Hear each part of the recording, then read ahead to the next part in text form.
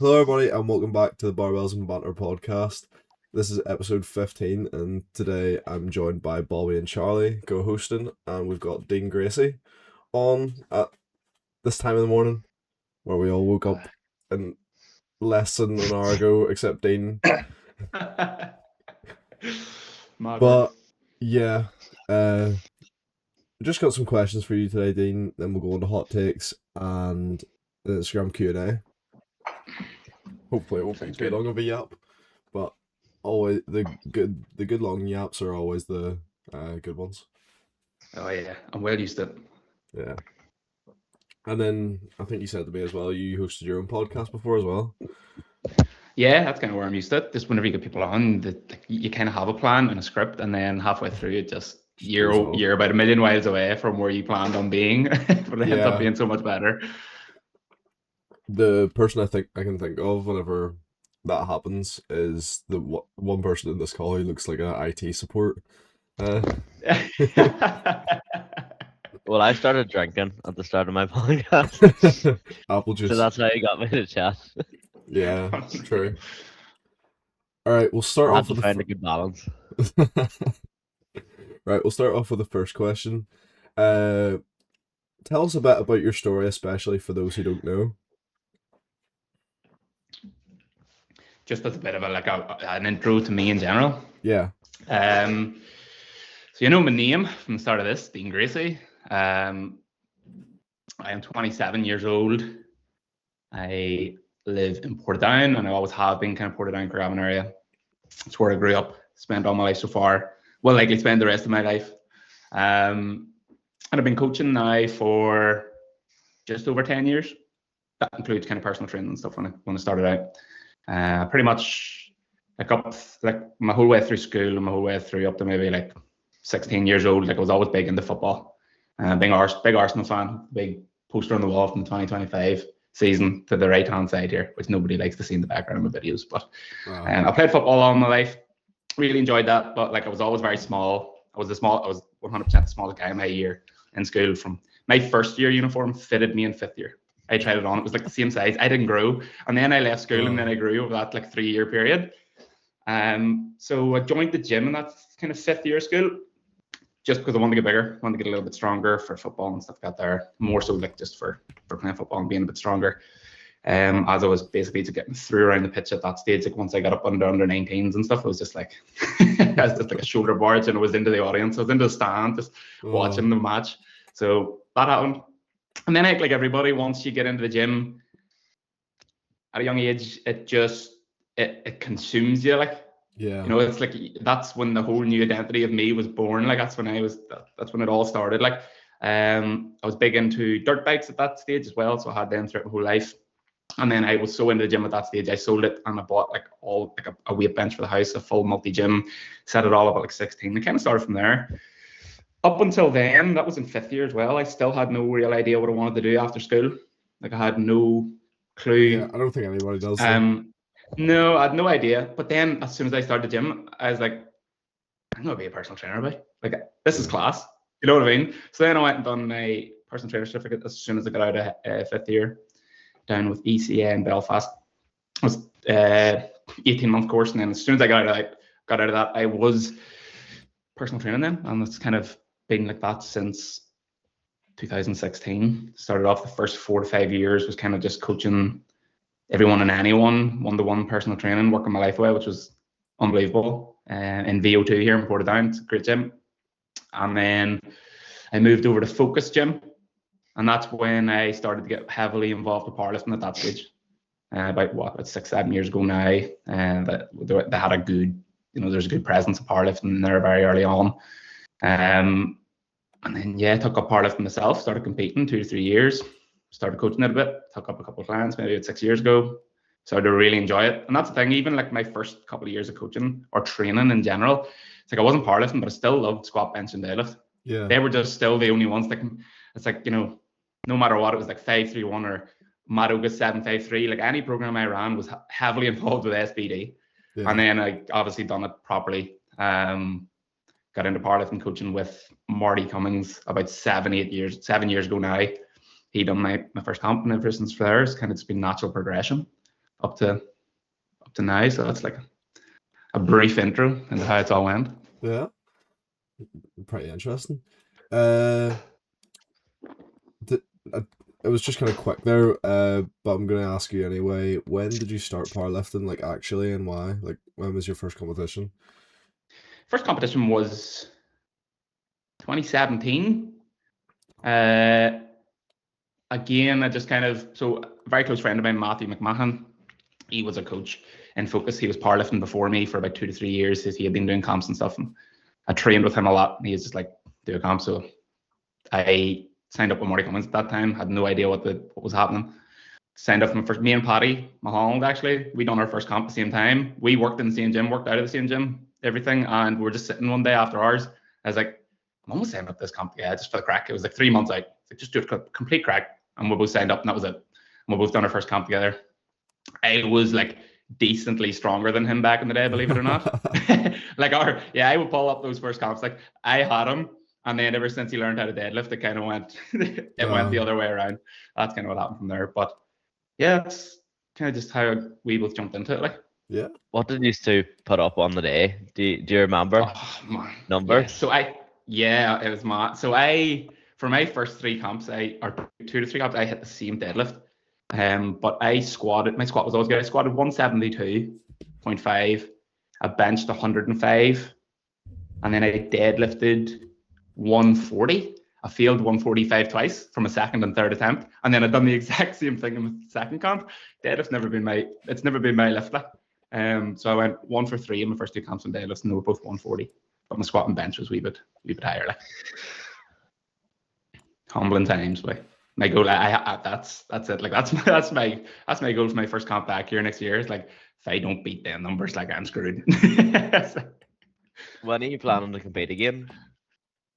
I don't even know yet. Like, it will be within 12 months. Like, it'll be in that time. I've kind of handed everything over to my coach, like, and just said, you just steer the ship. I'm happy to do whatever. Like, from a time frame standpoint, wherever she feels suits. Like, but I would like to say no later than March next year. Like, so just have to see how things go. Yeah. You got to think about where the bars are located after the competition. That's how you need to base it off. Yeah, essentially, that's 100% it. I have no idea. Like, Harbour Bar in Kilrain. Everyone pull up. We'll move on. Or sorry, Bobby. Yeah, I was just gonna move on to the next question if you wanna read do, it. Do you want to ask it? So we know that you've had some health issues in the recent times. I was actually quite unaware of it until probably 9 months ago. Following you closer. Recent. Yeah. But how has your recent health issues affected both your day-to-day life and your training / coaching? And for anyone that is listening that doesn't know about what you have, could you briefly explain it if you're comfortable enough? Yeah, no problem, 100%. So I suppose I'll explain kind of what the crack is with it first and what it actually is. Because realistically, like, it's been a learning curve that I've only really got to grips with the last maybe year. But in like August 2023, July to August 2023, I just started to notice my body doing things that it shouldn't. You know what I mean? So up to like June, everything was going really well. I was hitting rep PRs in the gym, hit 190 for 5, high bar on squat. In June, everything was going well. It's like 86 kilo. I was enjoying everything. And then within like 4 weeks, I tore my pec, tore my quad, started to like feel very weird weights in the gym. It's just like, what's going on? Like, my body just started to break down a wee bit. Very confused. So done a load of blood tests and different things and whatever with GP, and then they found a load of markers in my bloods that were like, right, your kidneys are hanging on for dear life here. So they sent me over to like a renal specialist, like a kidney doctor. And then they kind of knew straight away what it was based on like the symptoms. So at the time, like all within a 4-week time period, I tore 2 muscles. I don't know if any of you guys have seen this, like how I swole up in my lower legs over that course of 1 month. I couldn't fit into a Jordan without laces. Like I took laces out of my Jordan and I couldn't fit my foot into that. It was crazy. So I had all that. There's rashes all over my body. Just really tired, sleeping flat out. And all these weird, mad symptoms came on. So I went to that doctor. They had said, like, right, we think we know what it is. So they had to do like a wee kidney biopsy, take my kidney out, send it away. And then I came back diagnosed with lupus, which up until then I had no idea. I'd never heard of it at all. Sounded like a sweet or something, or like a drink, whatever. Up until then, like, I was like, no idea. So came back as lupus, which is basically, there's lots of different types of lupus. There's like, lupus on the skin, which is probably the most common one, where people kind of would get like a rash or whatever. But then there's like SLE, which is like systemic lupus. So it's basically like it can hit anywhere in your body. Like, and for me, it was kidneys. So once it starts attacking like major organs, it's like it's serious. Like, and that's where I was. I was diagnosed at like stage 5. There's 5 stages to lupus. Stage 5 is where, like, most people will require like dialysis and like kidney transplant and stuff. But because of my history of training and being so young and healthy and stuff, they said that that's the only reason really that everything held on. So ever since then, realistically, from like August 2023, generally speaking, up to like the start of this year, 2026, it was just one big, massive, crazy moment or like time. Like it was just one big flare. I didn't get a hold of it at all. Through every treatment the NHS had at it, and it didn't even touch me. Like, it's like it just didn't touch it in the slightest. It didn't help. I took every type of drug I had, ran some like intense chemotherapy and stuff, and still didn't do anything. So then obviously that kind of 3 years was a bit mental. And then up till the start of this year, I generally thought all hope was gone. I was like, right, that's it. You kind of see your life getting took away. You see it getting stripped away. You're like, everything you've been building, everything you've been doing, your identity, it's like, that's not me anymore, And then I qualified for that trial you've seen me in Manchester with. And then I went over to Manchester. It was a clinical trial for like a really mad treatment. That was 6 weeks. And since then, like, it's been positive, very good, like up till now. It's the first thing that's really turned everything around so far. It's very early stages, but things are looking very good. So optimistic that we're onto the back end of it. Like, so that's kind of a brief idea of what it is. Like, it's just this big, massive, unpredictable thing. Like, and in terms of like, I suppose how it's shaped me, I suppose, is that kind of what you were asking there, Bobby? Like, Yeah, just how it's affected you and sort of what it was, and explaining. Yeah. So generally speaking, like, I spent the first few months telling myself that I'd manage it really easy, right? I'd get into remission, I'd live life as normal, I'd do everything. And that wasn't the case for me. Like, and accepting that was pretty much harder than any of the treatments that I even went through, in terms of like just that acceptance stage, like, was quite tough. But yes, I've heard me, I've been quite vocal about it the last 6 months in terms of like how much of a, generally speaking, like how much of a privilege it's been to go through it, because of how much it's taught me and what it's done for me from a coaching standpoint. Like, like the difference between a coach who's read about adversity and one that's maybe lived it is enormous. And this is stuff that I'm consulting with my own coach, and different things. And my clients feel that now in a way that they didn't believe before 2023. There's a lot more conviction. There's a lot more kind of buy-in in a good way. You can definitely help a lot more people. Excuses don't really fly anymore. You know what I mean? Like, once you've been through shit and you still show up, like, the usual excuses just, they don't hit anymore. So you can't really bring that up to me as a coach. Like, most of it won't work. But I think that's a good thing too, because like, I have a lot more empathy. I definitely do. It's one thing that I've noticed as a coach. It's like when a client tells me life or training's hard or went to bits, like, I don't just nod and move on. I kind of know, I can relate a little bit more to it. Understand, I suppose, like how it feels to have things stripped away, or how it feels to have training just tucked away from underneath you. So yeah, that's the kind of ways it's made me a better coach. Definitely a lot more relatable in that regard. And then just in terms of myself, like, there's a lot of good, but there's a lot of bad, obviously, with it, but there's a lot of good with it. I think the first thing, I suppose, is like it really gives you a perspective on life, which is that, it teaches you like what's important and what isn't. Like, up to before 2023, like, I was stressed over common things that people get stressed over, like especially like coaches and athletes and lifters and stuff.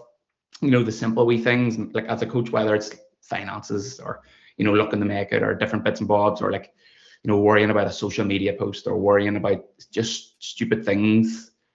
Whereas like once you're laying in a hospital bed and you know you think it's all away, it's not as important anymore. And it's taught me that, like, definitely a lot more perspective in life, how to balance things out, because it's, as an athlete, as a lifter, as a coach, like you're all in, you know yourself, like this consumes you. This is all I've known. Like I've never had another job other than this. You know what I mean? Like I come out of school and just got straight into coaching. So like it's all I really know. And for me to think like, oh Jesus, that's 10 years being stripped away from me. You know what I mean? Altogether. It's a slippery slope that regard. But since I got diagnosed, obviously it taught me a lot. Like in that time frame, like I kind of just really pursued what I know is the most important things. Like it's people around you, it's your family, it's your health, it's how you live, and it's your friends. You know, I got married, bought a house for my wife, all these different things. There's like, you know, why would you wait on these things whenever, you know, like obviously time isn't guaranteed, but just in general, like they are the most important things that maybe I was putting off because I was so distracted by the things that weren't worth it. So it's taught me a lot about balance and not to fry my head, because as a coach too, like I fried my head so many times. Like I broke down so many times over the years, and it's like, over what? You know what I mean? Like they just weren't worth breaking down over. So I think it gives you just a whole new perspective, which I'm grateful for. As much as it's absolutely wrecked me in ways, it's like, no, it's taught me a lot too. So yeah, I'm grateful for that stuff. Like I think you've got very close to basically just about your livelihood being stripped away, and like a lot that you've worked for. And the worst thing that you can do for an athlete is take away their sport and take away their movement, and then you take away their purpose, and then they don't know where they are in life and what they're going to do. And it's almost like you're a new person. And you, like a lot of people say that a lot of athletes contribute their self-worth to how good of an athlete they are. And in powerlifting, that's going to be how much weight lift and whatever like that. But I think the fact that you can live it through your athletes and that you're still going with it is a really cool thing to see. I remember, I think probably like a year ago, when I was saying you about the scene, and I was like, man, this guy's really smart. Why doesn't he apply any of these principles to his training and like get really? Like, why doesn't he look like he lifts? Yeah, I was like, I never see this guy on the platform, but I know, like, he knows what he's doing.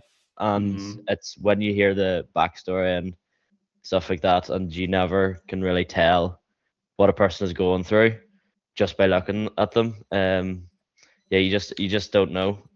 So don't Big judge, time. or just don't judge the book by its cover. Yeah. And take a step exactly. back and with an open mind look at it. Yeah, for sure.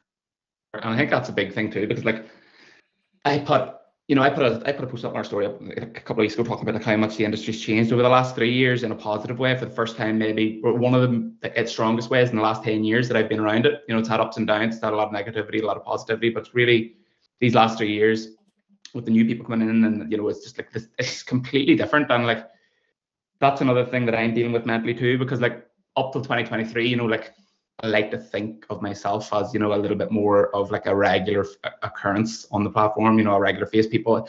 So that last 3 years, as the industry's been changing, and as the, you know, the federation has grown and people have come in and stuff got there, like it's in my brain that even that's being stripped away from me, in terms of like, I'm not even there, like, you know, like, and nobody understands, like you said, that backstory isn't very prominent to people. So I almost feel like, mad to say it, but it's that like imposter syndrome again after like doing it all. It's like, am I even like, is this me again? Am I going to be able to be that person? But I think what the biggest honest, and I tell everybody this, like the biggest thing, the only thing that's really got me through it has been my coaching. When all this went tits up, I said to myself, I was like, right, no matter how hard or how bad this gets, like the one thing I'm not letting go is my coaching. Doesn't matter. Like at my training went, I've lost, you know, maybe 15 kilo of body weight, haven't touched the bar in a very long time.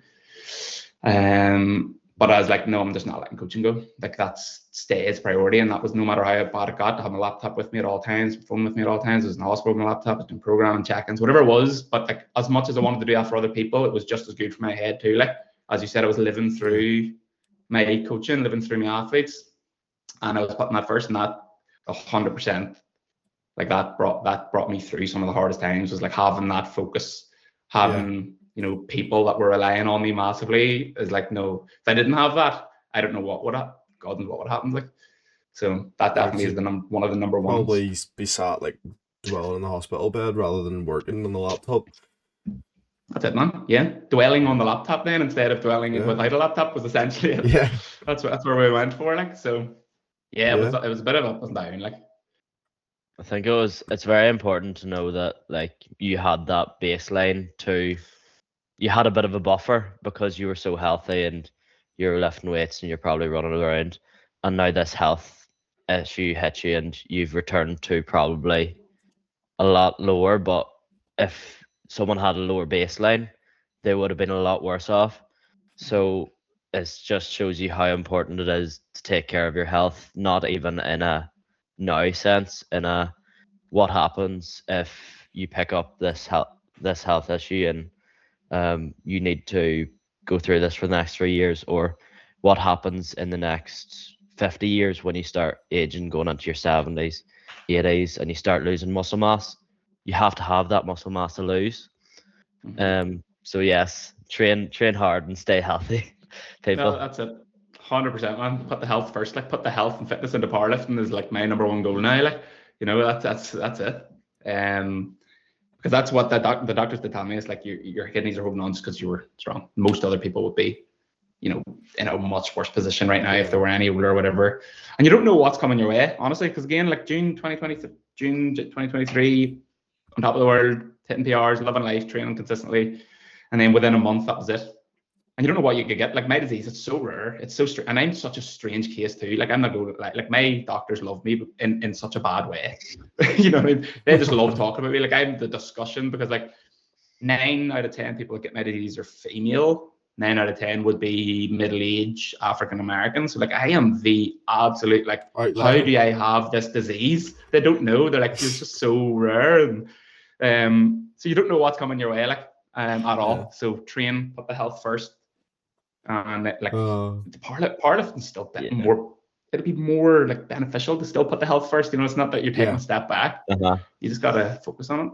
It's probably very difficult as well that at the first stages it probably wasn't a very quick diagnosis, or probably wasn't something that you understood a lot. And when it's something happening inside of your body and you're just thinking, what is happening to me, as opposed to maybe you break your leg on a football pitch and you're like, okay, my leg's broken, I can recover from this, I can heal it, I can see it happening, I can see the issue. But with lupus, you're probably sort of just a bit more confused. So you probably had to learn a lot about it and understand it over time, and you did that by living it. Yeah, that's what I said. Like, I only really got the grips with it even this last 6 months, like, really understanding it. It's such, and that's the thing too, it hits you hard because like when you're home and you're Googling it and you're looking things up and you're looking like all these things, it's scary as hell. And then you're sitting there, you're on your own, you're maybe scrolling late at night and it's a whole new world.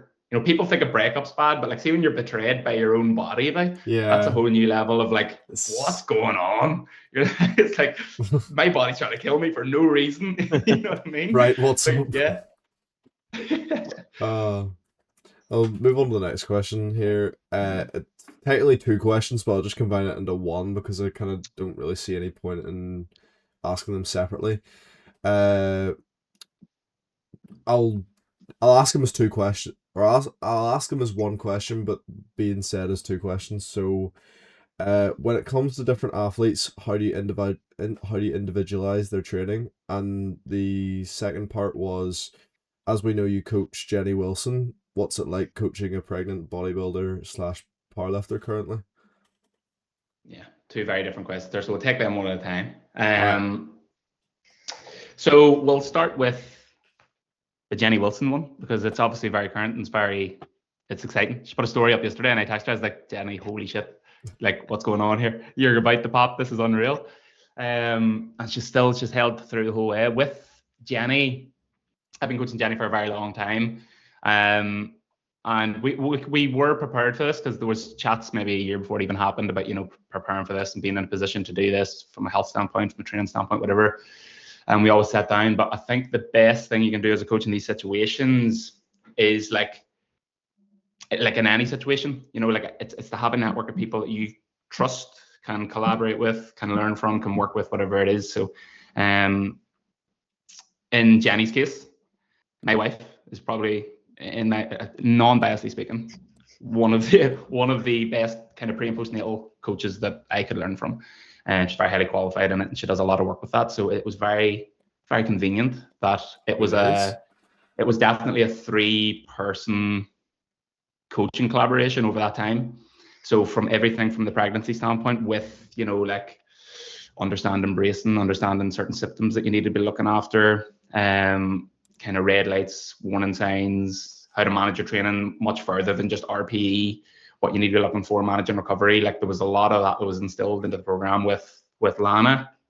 And then from a training standpoint, like really, like as years go on now, and time has been going on, like there's more and more evidence showing that you really don't have to pivot as much as a lot of people think.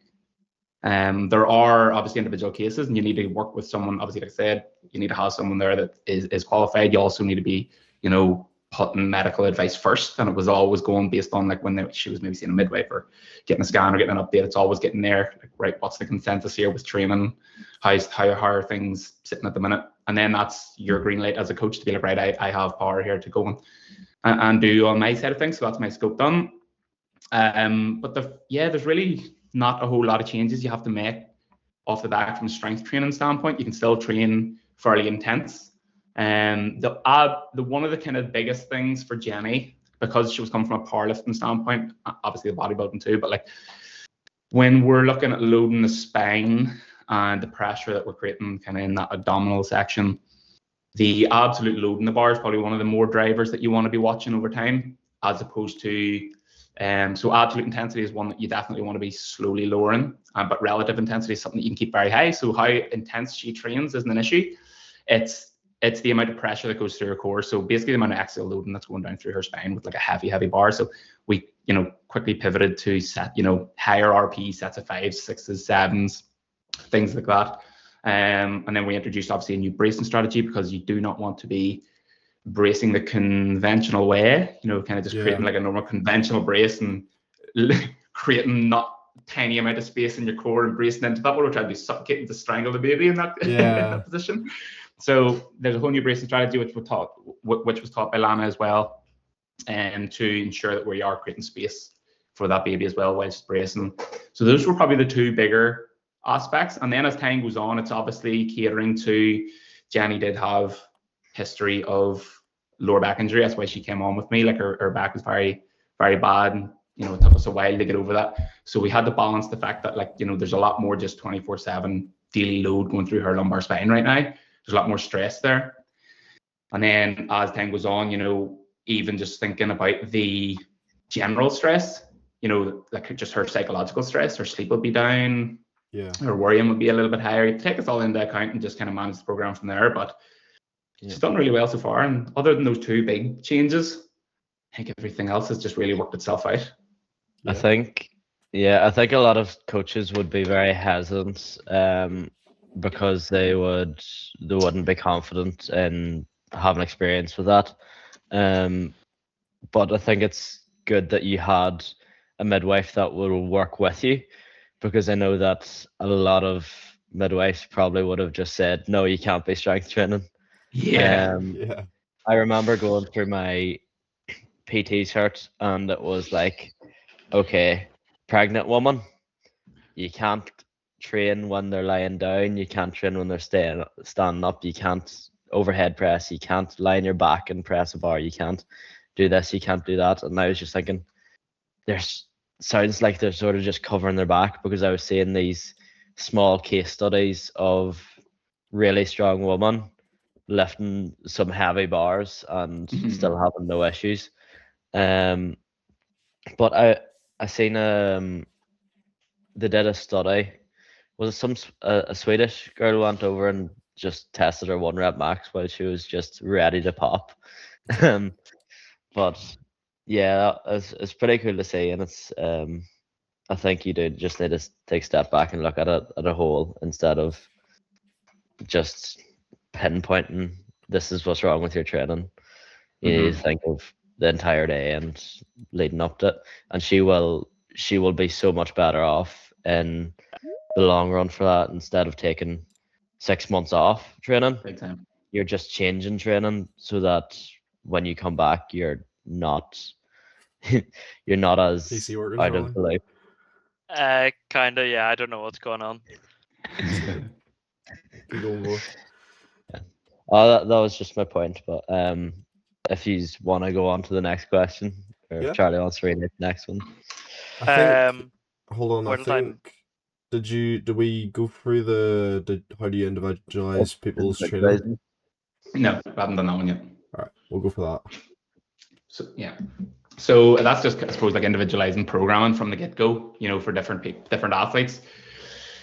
Oh man, where do you start in this one? It's such a biopsychosocial approach to the point where like an intake with me, it does really focus on that kind of multifactorial approach, that kind of biopsychosocial. So we're looking at obviously the physiology of an athlete, so everything from their age, gender, height, previous injury history, current injuries, and then assessment of current injuries at that specific time. That pretty much, you could go into a rabbit hole on that itself based on how much you want to individualize something, what you're taking away. So you need to cover yourself from that standpoint. Then we're going into more of a psychosocial aspect as well. So the psychology of the athlete, what they enjoy, what they don't enjoy, it is a massive thing, because in general, like, everything kind of works now. So it's your job as a coach to put something to an athlete that they're going to enjoy, as opposed to trying to stick an athlete to something they're not going to enjoy. And then even the social environmental element too is a big one that I've noticed over the years. Like, where is someone training? Who is around them while they're training?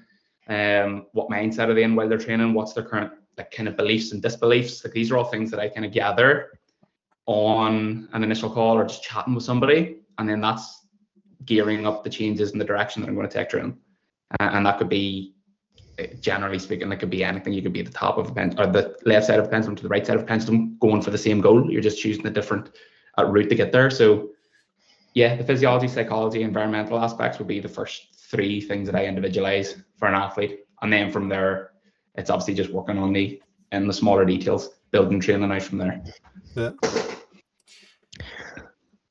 Talking Charlie- about beliefs, Or sorry, Bob. I remember Johnny being a very young athlete, and we did a challenge, Master the Man, and a lot of boys got together and we did this weekly challenge, and Reese was programming us, and I remember Johnny sending in photos of his watch burning 3,900 calories. He was like, yes, I could eat 3,900 calories today.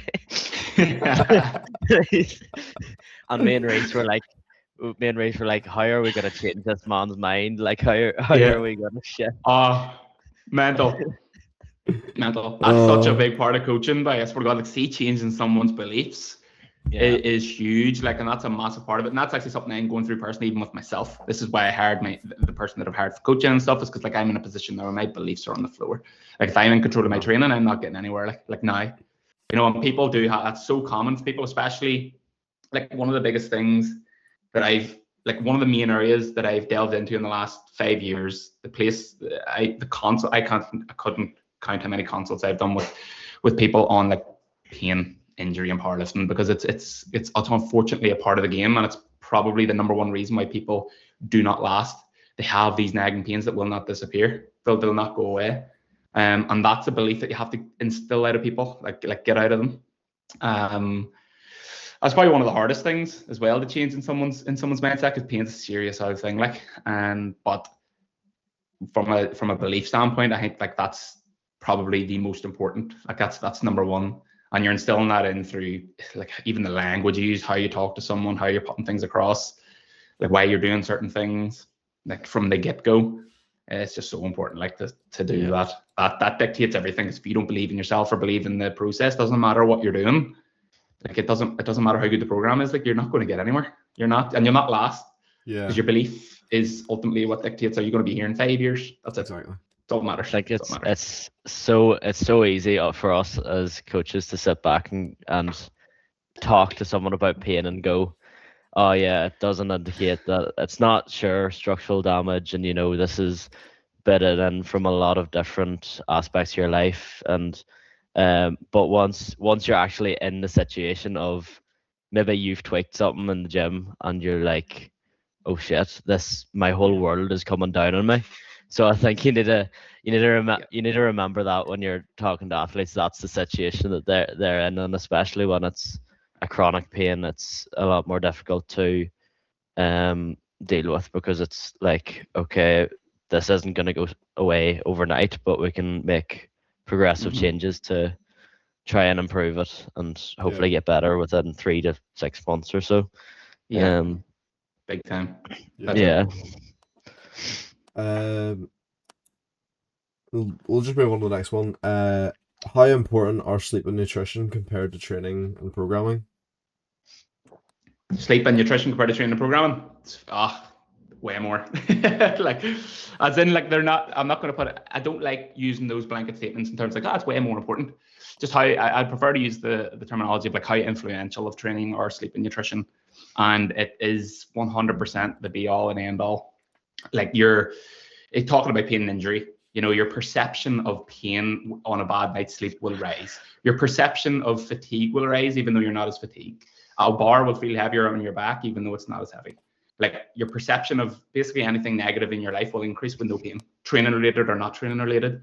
So whenever you're getting up of a bad night's sleep, whether it's quantity or even the quality, and the quality is probably more important than the quantity that we're getting, it's dramatically different.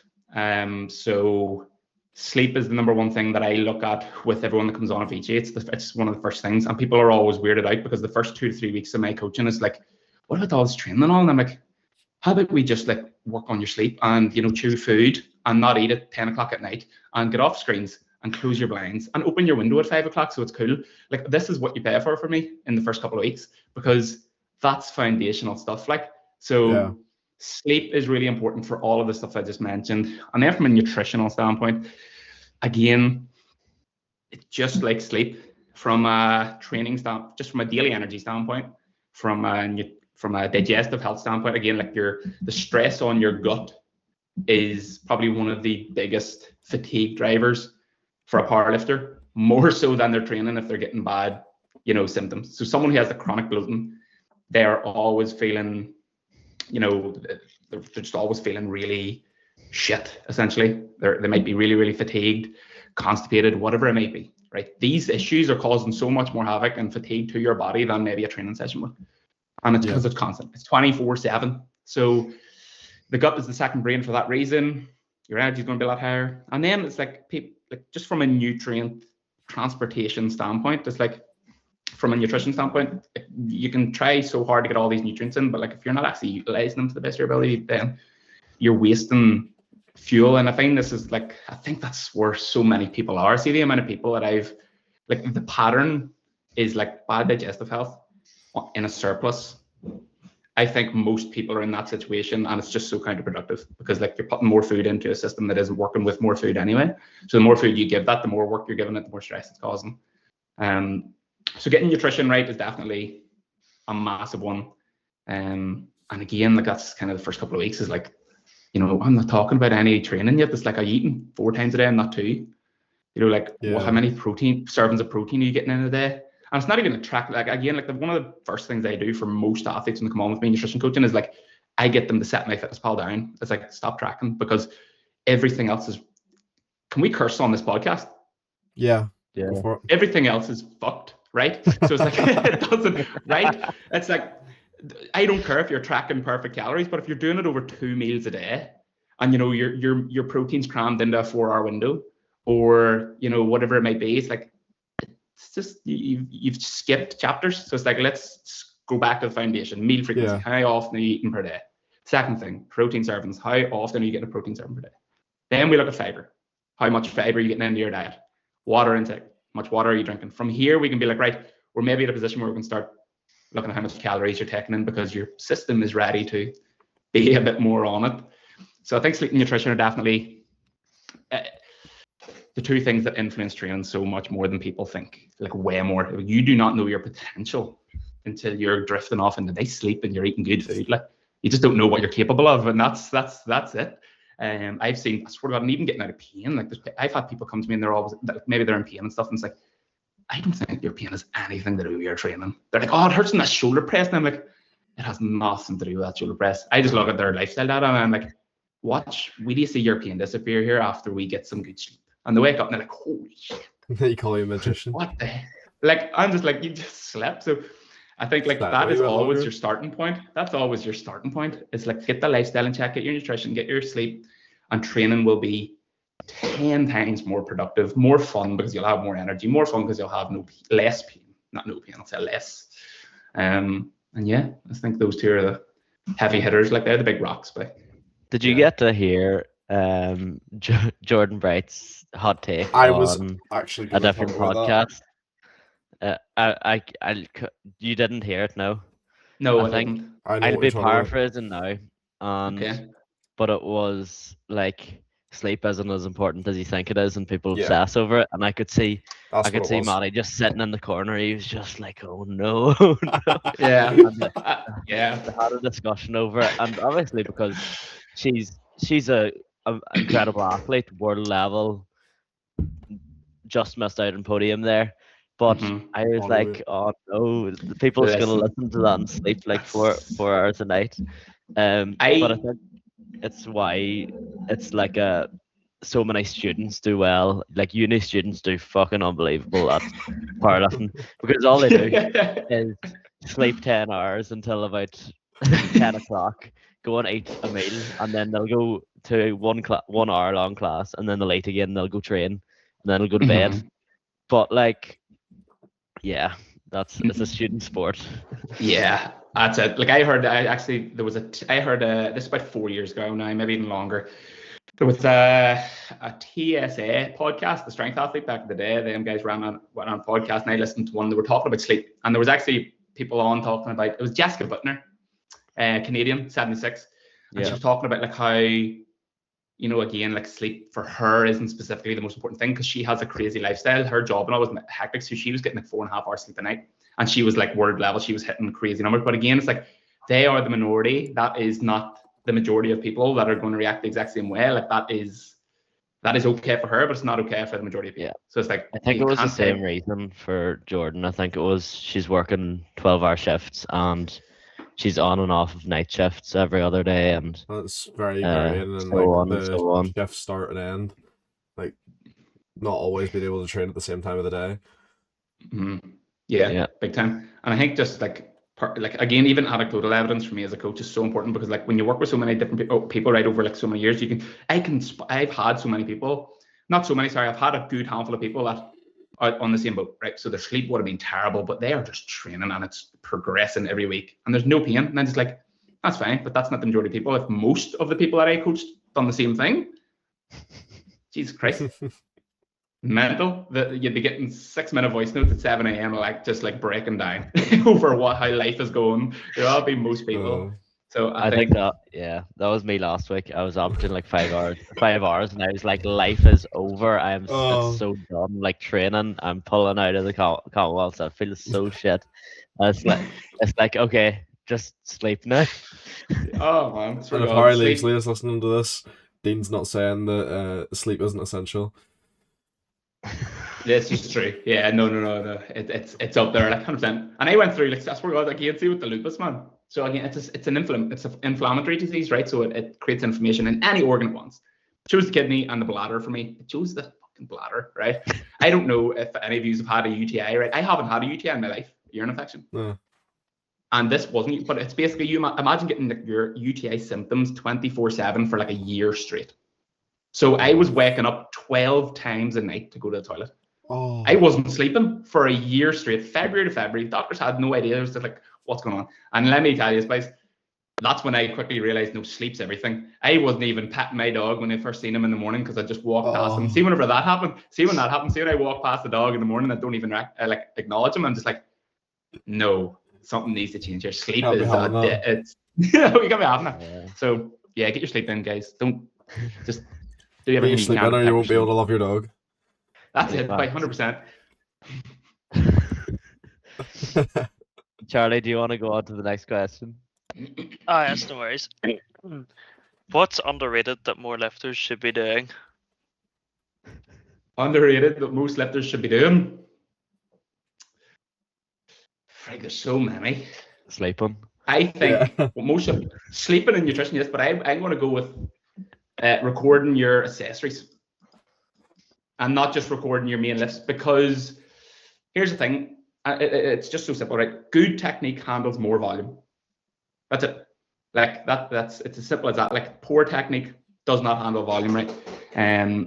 So the quality of how like you're executing the movement matters more than the amount that you're doing. So like if you're real accurate and your technique's really good, whatever, like you're going to be able to handle more stress in that position. Same with squat. For example, if you have someone who's falling forward into their toes, they're firing their lower back, they're center mass shifting forward.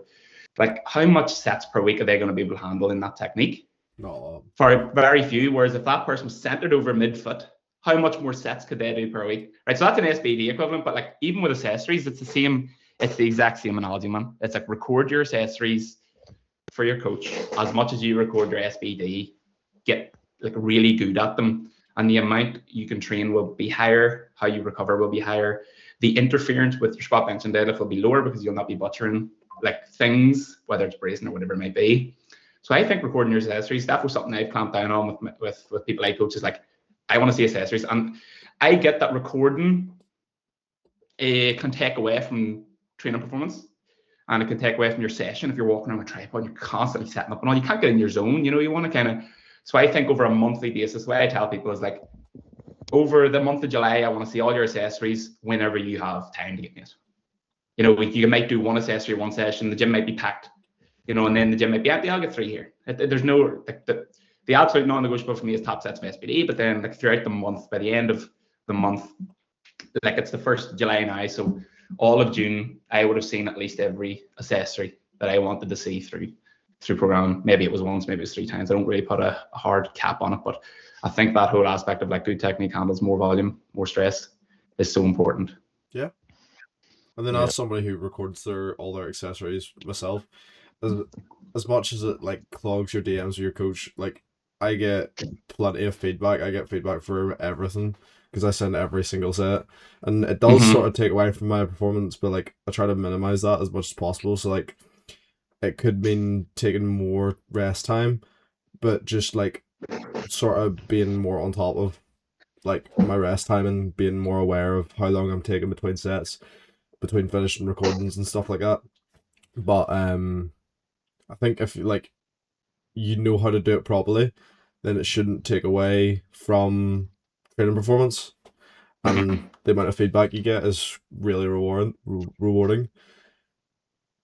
Yeah, Yeah. 100%. I actually, with clients I coach, like whenever I start giving feedback on accessories, they're like, there's so much cooler shit to talk about in accessories than like I will go so much, I will dive in on a bicep curl variation more than I talk about a squat, because again, SBD has that natural fluctuation, and sometimes you don't want to get super hyper specific too soon with cues and changes and stuff, and sometimes you just got to let it sort itself out at times. Whereas for accessories, I think you can be a lot more like hard on, like, no, that is just wrong, that needs to be better, this position needs to be hit, things like that there. And one thing I actually is like, sounds mad, but sometimes I like to periodize recording. So like if I have an athlete that's like 6 months out from comp, or they've just finished the comp, for example, or in June, right? Like, so for the guys I had competing in June there last week, I'd be like, right, for the next 4 to 6 weeks, like, training, like your mindset isn't going to be in, comp prep mode. You don't need to be in your zone as much. We're not hitting 90% plus singles all the time, different things like that. So it's like, you have a little bit more energy to be like, right, I'm going to record everything here. Get it perfect, early on. And then for the rest of your macro cycle, whatever it is, like you have a little bit more faith in that you're doing it right. Yeah. And then kind of just, you can take maybe the foot off the gas on recording everything. If it's like, if I see a hammer curl once and it looks good, I'm going to trust that they can do that again for a couple more weeks.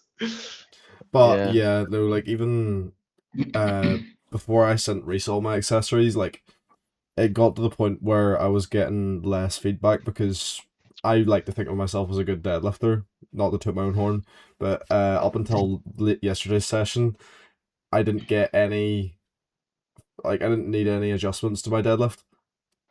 But then as soon as I started sending accessories, I'm getting a lot more feedback, which is what I just like, sort of like what I just said, but like there's more to adjust on rather just training aimlessly and hoping you're doing your accessories right. Yeah.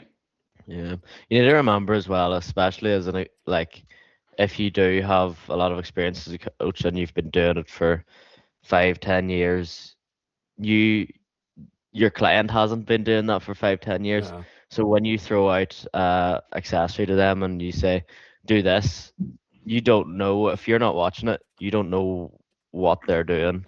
I've had a lot of times with new lifters and it's like, yeah, let's just change that instantly. Um, and you're like, you've been training like that for a year, not under me, but like under someone else, or maybe they haven't been powerlifting coaching, and you're like, we can change that instantly and make it so much better. So yeah, and you don't want them looking up on Google and trying to figure out how to do things, and like they're paying you to explain how to do these exercises and make sure that they're doing correctly. And whether they send their accessories or not, it's up to them, and you just need to offer that service and say, hi, it's here, you're paying for it, you might as well do it. Yeah, big time. And I think with accessory, right, with good accessory selection too, like I always talk about kind of that primary to secondary, tertiary benefit to any exercise that I put in. So whenever I'm choosing accessories, the number one reason for every accessory is more muscle. Doesn't matter. Like it's always hypertrophy. So it's like we want to grow, get the biggest ROI from an exercise, but there's always a secondary aspect to it as well. And like we have to be fulfilling that from a movement, range of motion, stability standpoint. And that's where it's like doing the exercise isn't enough, but doing it right dictates it. So like high cable bicep curl, for example, it's like I'll put it in for someone that hit their biceps, shorten position, grow their biceps. But like if they're here with their shoulder and they're just doing this, right? Yeah. That's not doing what I want it to do. They need upward rotation, protraction, elevation. They need their shoulder to come up and out, and then their serratus is working to hold that position, shoulder stability. So I need that. If they're not doing that, they could literally just be doing a hammer curl. Doesn't matter because you're not putting the challenge where I want it. Same as a split squat variation. It's like if your knee isn't tracking inwards, if you're not getting good foot pressure, if different things aren't, you may as well just go and do a leg extension. So it's like how you do a movement is everything, and I mean the 1%. And like your knee going from here to here, that's a make or break. It is from a long-term kind of sustainability, reduction of pain standpoint, even an avoidance of pain, because the people that come to me with pain, they've just made those mistakes for too long. That's essentially it. They just haven't had these qualities ingrained in their program for slightly too long. Some person will get away with 500 reps. Some person might get 5,000 reps, but at some time you're going to hit that ceiling where it's like, nope, your SBD strength has just outgrown every other quality that you have in your body, and now you have to work on those qualities to hold your SBD strength again. Diamond Gym. Diamond Gym. Charlie, do you want to ask the next question? What's the difference between motivation and discipline and long-term success? Yeah, man, again, yes, it's big. Motivation isn't going, you can't rely on motivation. It's just not going to be around. I think motivation is something you can take advantage of when it's present. It can help you to ingrain skills. It can help you to ingrain habits, take advantage of it. If you can utilize programming and a form of like maybe periodization and a form of coaching that increases motivation, absolutely do. That kind of something that creates like a little bit of novelty. And whenever that's there, take advantage of it. It's going to come around, but like, it's not something that you need to be relying on. Discipline is definitely something that is going to carry you through. But again, it's the whole kind of like some people mask just not having a good approach to need discipline. So it's like, yeah, discipline's important, but like up until I got sick, before that, I never had to like solely focus on discipline 4 training sessions a week. If you're doing that, you're maybe just not on the right approach, because at the end of the day, we want to enjoy what we're doing. It's a sport. I look forward to training. I look forward to going in and doing what I do. You'll get discipline. You'll have to rely on it for nutrition. You'll have to rely on it to maybe get in for a heavy session when you're maybe in pain, different things. But like, I think people mask maybe like programming poor programming qualities or poor kind of lifestyle choices or whatever with you just need discipline to get through this. Like, no, maybe a different approach would be so much better because there's going to be more fun and enjoyment. And when you have more fun and enjoyment, your effort will increase subconsciously, whether you know it or not. You can go in with discipline, but your effort's still going to be lower subconsciously. Discipline gets you in through the door, but whenever you're sitting on your last rep of leg press, like that discipline isn't what's going to really recruit every single motor unit to go to failure. You know, you're going to stop shy. So it's like if you get that enjoyment and fun, and it's like, I really enjoy this. I feel that's kind of the part that's lacking. So discipline's very important, but I think if you're over relying on it, you need to change something. Yeah. I think there's days that you have it, and there's days that you just go in and tick the box of training, but then other days you'll go in and you'll go, yeah, I'm ready to really, really push this session as hard as I can. But yeah. Yeah. Are there any specific coaching mistakes that made you better? Yeah, loads. How long Too have you many, got? man. Yeah, too many. Loads of meet day mistakes I've made over the years, 100%. Yeah. So like there's times where I have not been prepared myself or as a coach. So maybe, you know, I remember in 2019, client Andrew, really good guy, trained in the gym with me for a lot of years before that. He was in his first camp, again, 2018. So I'd only started part of coaching at this stage, kind of my first year. Had no really idea, went in, and his performance was ruined, like, because of me. From a time management standpoint, like I didn't understand what was going on. I didn't know the whole kind of you have to put your attempt slips back in within a minute. So there was a lot of 2.5 kilo jumps. He was rushing up from the warm-up room to, you know, do his opener. So like I messed up a lot with meet day performances, and I learned from that. Definitely, that's probably the biggest thing. Meet day performances and game day. I resonate with the not knowing about having to go change your or put in attempts in 1 minute. I think Bobby knows exactly what I'm on about. At the March comp, I was handling Peter and Adam, who are both 74s, and they both lifted right after each other. So I think I had Adam's first squat, and then I had Peter's first squat, and I didn't realize that I can put in Adam's second attempt whenever I was putting in Peter's. So Adam had a 2.5 kilo jump to his second, and Peter actually had a proper like jump to his second. And that's when you learn it that. the hard way. When you learn it the hard way, you won't forget it again. Yeah, but it's fine because Adam went 9 for 9 anyway. yeah. Finished the world easy. More weight in there. There's more there. And he did a 125 squat, a 127.5, then a 140. Yeah, I understand. Bit awkward jumps, but yeah, meet day. I think there's so much areas a new coach can screw up on meet day. Yeah. You know, from a preparation standpoint, how you're communicating with your athlete, how you're, you know, helping them with their stress, what they're doing with their food and their hydration, and then from a time management, where do you want them at what time? You know, working backwards from where their opener is going to be, looking at the board, making sure you're timing the last warm up, not too soon, not too early. Like there's so much areas that I messed up meet day. I think you need to make sure that you can handle the amount of athletes that you've brought in, because I know that you have brought in people in the warm-up room to give you a hand loading bars and stuff, and I think you need to remember, if you have 4 or 5 athletes there, you can grab a couple of people and say, put your name down for this athlete, and I'll put my name down for this athlete, and we'll all be in there as a team. And you know, that's how we sort of approached last weekend. And I think it's really important that you don't just brute through it and go, no, I can do it myself. I can handle 4 people at the same time. Woman. I'm I can do it, and then the day just crushes you. Sharing that workload is really important. 100%, big time.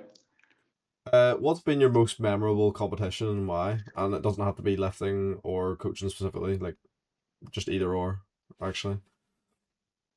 Most memorable competition was,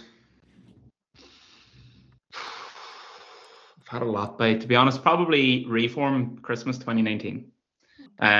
More than likely that comp was memorable for a couple of reasons, good and bad. So it's kind of what we were talking about there in terms of, like, you know, having help in the warm. So Reform 2019, I had 9 or 10 athletes competing that weekend. I handled them all myself.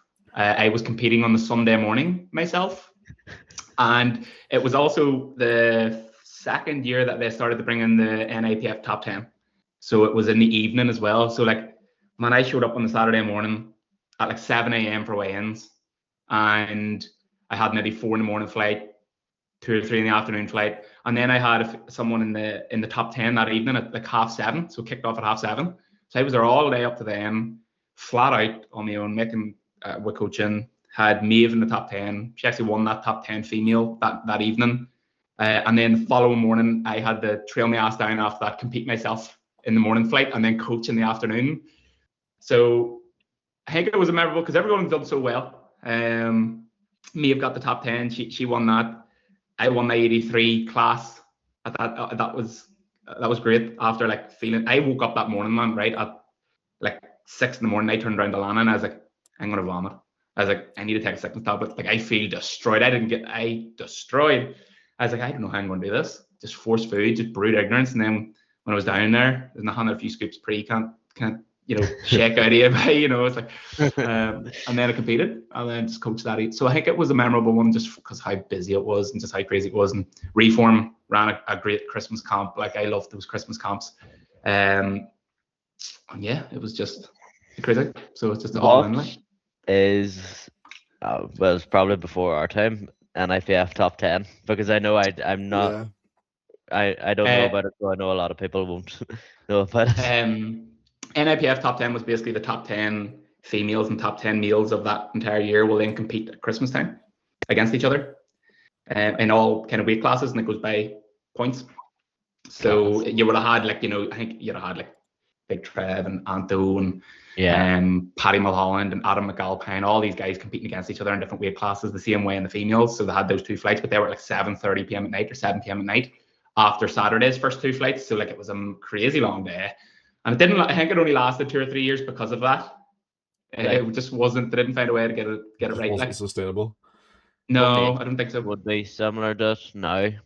So I suppose they don't have to do it. It's like we're sending our best 6 lifters over, 8 lifters over, and they're doing a GL comp anyway. Yeah. And at that time of year too, I think there was just too many priorities being juggled by the big lifters. It's like, where do I put my time? Where do I put it? So the NIPF top 10 wasn't really a top 10 after the second or third year. It was kind of like, or it was kind of just like who didn't go and do other things and who's still there. So like you've seen the top 10, it's like, there's maybe 2 that you like, or 3 that are like deserve to be there. The other 6 or 7 were on the waiting list. So yeah, at the time, the first 1 to 2 years, it was good. There was novelty and all to it, and it was a bit of crack late at night, and like Reform had the bar and all open, so there were people were going mad and all that time. So it was, Bring it back, Josh. Bring it back. So it's that was probably my most memorable comp, 100%. We'll go for the last question before we go on to hot takes. What are your biggest values at Vici and your proudest coaching moment? Values at Vici, proudest coaching moment. Frick, that's so difficult to answer. The coaching moments one. There's generally so much. I think the proudest coaching moments, they're not really the big flashy ones, to be honest. They're not. Like I said, maybe if people at world level competing at Worlds, people competing at Europeans, people competing at Commonwealths, placing in these competitions, but like it's not that. It's the things that go on behind the scenes. It's like you see when someone comes to you broken and they're in pain or they're sore or they're just not getting anywhere, and then you really help that person and they're off to a winner and they're really training hard again and they're loving training. They've got that like enjoyment back, and that's so much more impactful. Like it really is than anything like that you see from from a platform standpoint, or even just getting someone back to that. I think the proudest moments are whenever you take someone from like similar to the situation that I'm in myself and I'm currently going. It's like whenever someone has no belief in themselves and they're like, oh no, like just not, this isn't working. You take someone from the depths of like to that to rebuilding again, and then all of a sudden they're on top of the world. Like that's 100% the best thing you can go through as a coach. Like, but I've had other really good moments. Like I said, coach people to kind of words and stuff. I think like coaching at Home Nations 2022 was a big one for me as well. Taking the team over there, that was a great weekend. So it'd be the biggest moments. And in terms of like the values at Vici and the, I suppose, the integrity, it's everything we've kind of talked about on this call, up to, you know, like all the wee things that we've covered from like from a coaching standpoint, how you deliver your coaching, who you work with, the methods you take, like how you get someone through the doors. You know, it's very, I think, like, especially nowadays, like having trust, like being trustworthy is a big one. Not being, what would be the word? Like not being superficial, I suppose.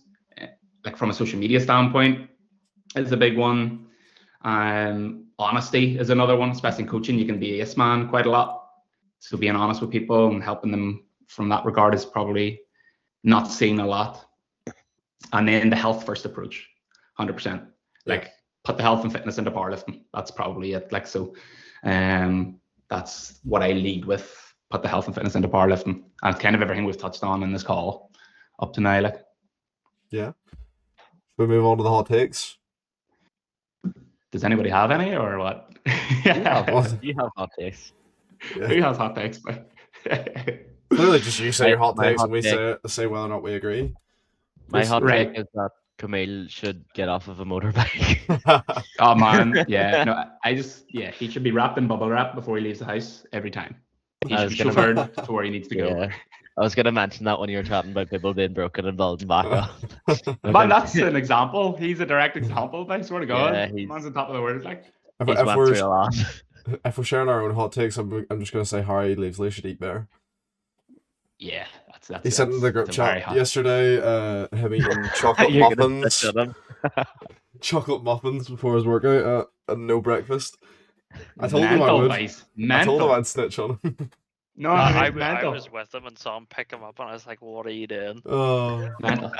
Yeah, but top, like, top 83 junior, by the way. Crazy. Oh, but that's the thing. Like that catches up sometime sooner or later. Like, Yeah. and it's like it's also to the point where it's like, yeah, like you can still be doing good, doing stuff like that, but like how much better could you be? You know, like he might be thinking, like, I'm still nailed doing everything. well. Yeah, he might be thinking, I'm still doing well, still NPRs, like still going to these comps and all. It's like, but imagine the level above that you could reach if you just done these wee things. You could be the gap could be bigger, but it's just, yeah, crazy. Yeah. Crazy work, by. Yeah. Right. Charlie, do you have Hot anything take, before we move on to Dean's? What hot takes? Just a quick since one. we're all sharing, I guess. I didn't think about this. If you don't have them, that's fine. GoFundMe as an adult. That's been mentioned so many times. I know. Mental. That is 100%. Still a valid point. Yeah. Anyway, Dean, we'll go into a bit more depth with yours. Yeah. You shouldn't be steering body weight to a weight class. That should be health. It should be health related. Your body weight, 9 times out of 10. Like, don't be fitting yourself to a weight class. Like, go based on health. Go based on how you're looking. Go based on your physique in a mirror. Like, you know, be a bodybuilder first. And you train for physique, train for health, and then wherever you sit is where you compete. Unless you're that 1% that has to compete in a certain weight class for records or international pickings, things like that. I think, like, yeah, weight class is a health class. So it's like, where are you healthiest? Where are you in a good position from a body fat standpoint? Where are you looking better, feeling better in yourself, and more confident, and more energized? Go to that. Yeah. I also think that, like, say if you're a sub junior, like, say if you're in between two weight classes, but you're closer to the higher end, and you're thinking, oh yeah, I'm just gonna cut down to the lower end. Like, if your body weight's naturally sitting, say, like high 60s, and you want to be a 66, but you're leaning closer in around the 69 to 71, like, why don't you just make your life easier and go to 74, because your body weight is naturally sitting at 71. It's so annoying. Like, at the age of like 16, 17, whenever you're still growing. Yeah, people like I did it as well. I was sitting at 75, 76 kilos, and of course, very smart Bobby goes, you know, I'm 75, 76 kilo. I'm in the 74 class. No, you're in the 83 class, or do a proper cut and sit around 73 kilos. But I think I see it on Instagram a lot, like young bucks being like, yeah, I'm 68 kilos. I really, really, really want to be in the 66 class for this competition, and this is my first competition. And you're like, please don't do it. And It doesn't matter that much. I've been pleading with the man, and I go, please go 74s. Do Yeah. not cut into the Mhm. 66 class. That's just silly. Like the weight, he has until about Friday to cut his change his weight class, and I'm like, please change your weight class. Do not Yeah. cut 3 kilos for your first comp. Mental. Yeah. But yeah, people get obsessed with, okay, I need to do this competition at this weight class because I need to get to British for 66 bench only, and then I need to I'm more competitive in the 66 class, but it's like, Listen, yeah, I fell into that trap before. I I have think a such a lot of hot people take do on as that. well. Like, Yeah. yeah, I have a hot take on that. Like, I honestly like stop training for powerlifting and train for the gym. You know, Yeah. like for as a beginner, as someone who's maybe like a lot younger getting into the sport, and I want to do British and I want to do this. Like, no, just don't do it. Like, what do you want to go to the British to place 7th and have the singlet? Like, that's a thing I hear all Yeah. the time. I'm like, how about just have good training, get bigger, get more jacked, and then you'll do that down the line. And then place So first like, at the British. that's it. So I like Yeah. the way I coach body weight is almost like I kind of tell people like I'm coaching you from, I hate the terminology about power building, right? What a bodybuilding, Yeah. powerlifting, right? Whatever you want to call it. But it's like I'm like your body weight has nothing to do with powerlifting. And I tell them that separate that. It's like we're gauging that based on like your health and your performance and your digestion and stuff. And we're just looking to get wham, leaner and bigger. And wherever you sit in your wee powerlifting journey is where you're going to compete for 9 times out of 10. So it's like stop rushing into comps, stop looking to do these bigger comps too soon. Like they really don't matter. Like learn to love training in the gym first. And a lot of people don't have that.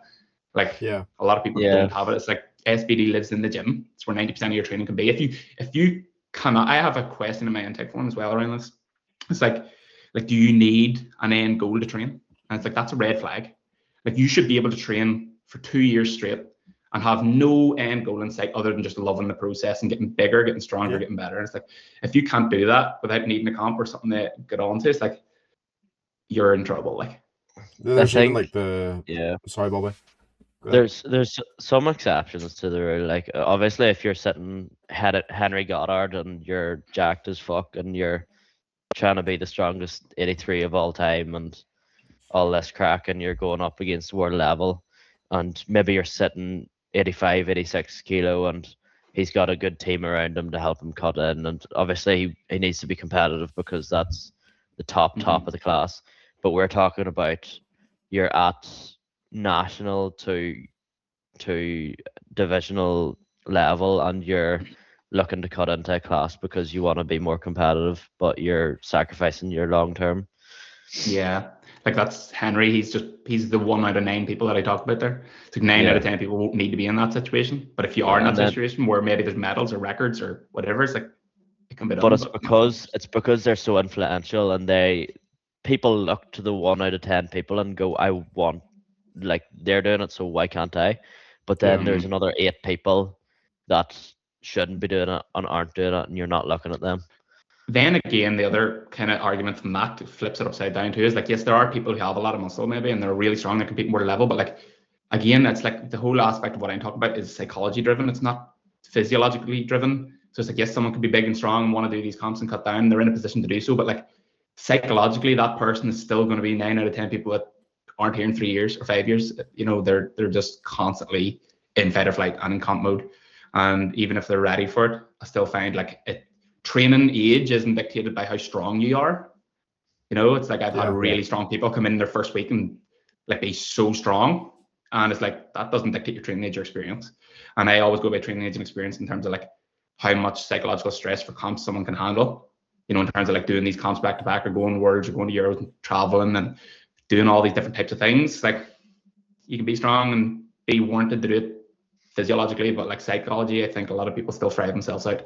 And you see that even on the world level, it's like every 3 years, like that's a lot of them people still aren't there, or 4 years or 5 years, whatever. And a lot of times nowadays, the only thing really keeping them in the sport is the clout. It's their Instagram, it's their sponsors, it's their people they're surrounded by, even if their training's, you know, not the number one thing that's driving them, or if they don't enjoy it a lot.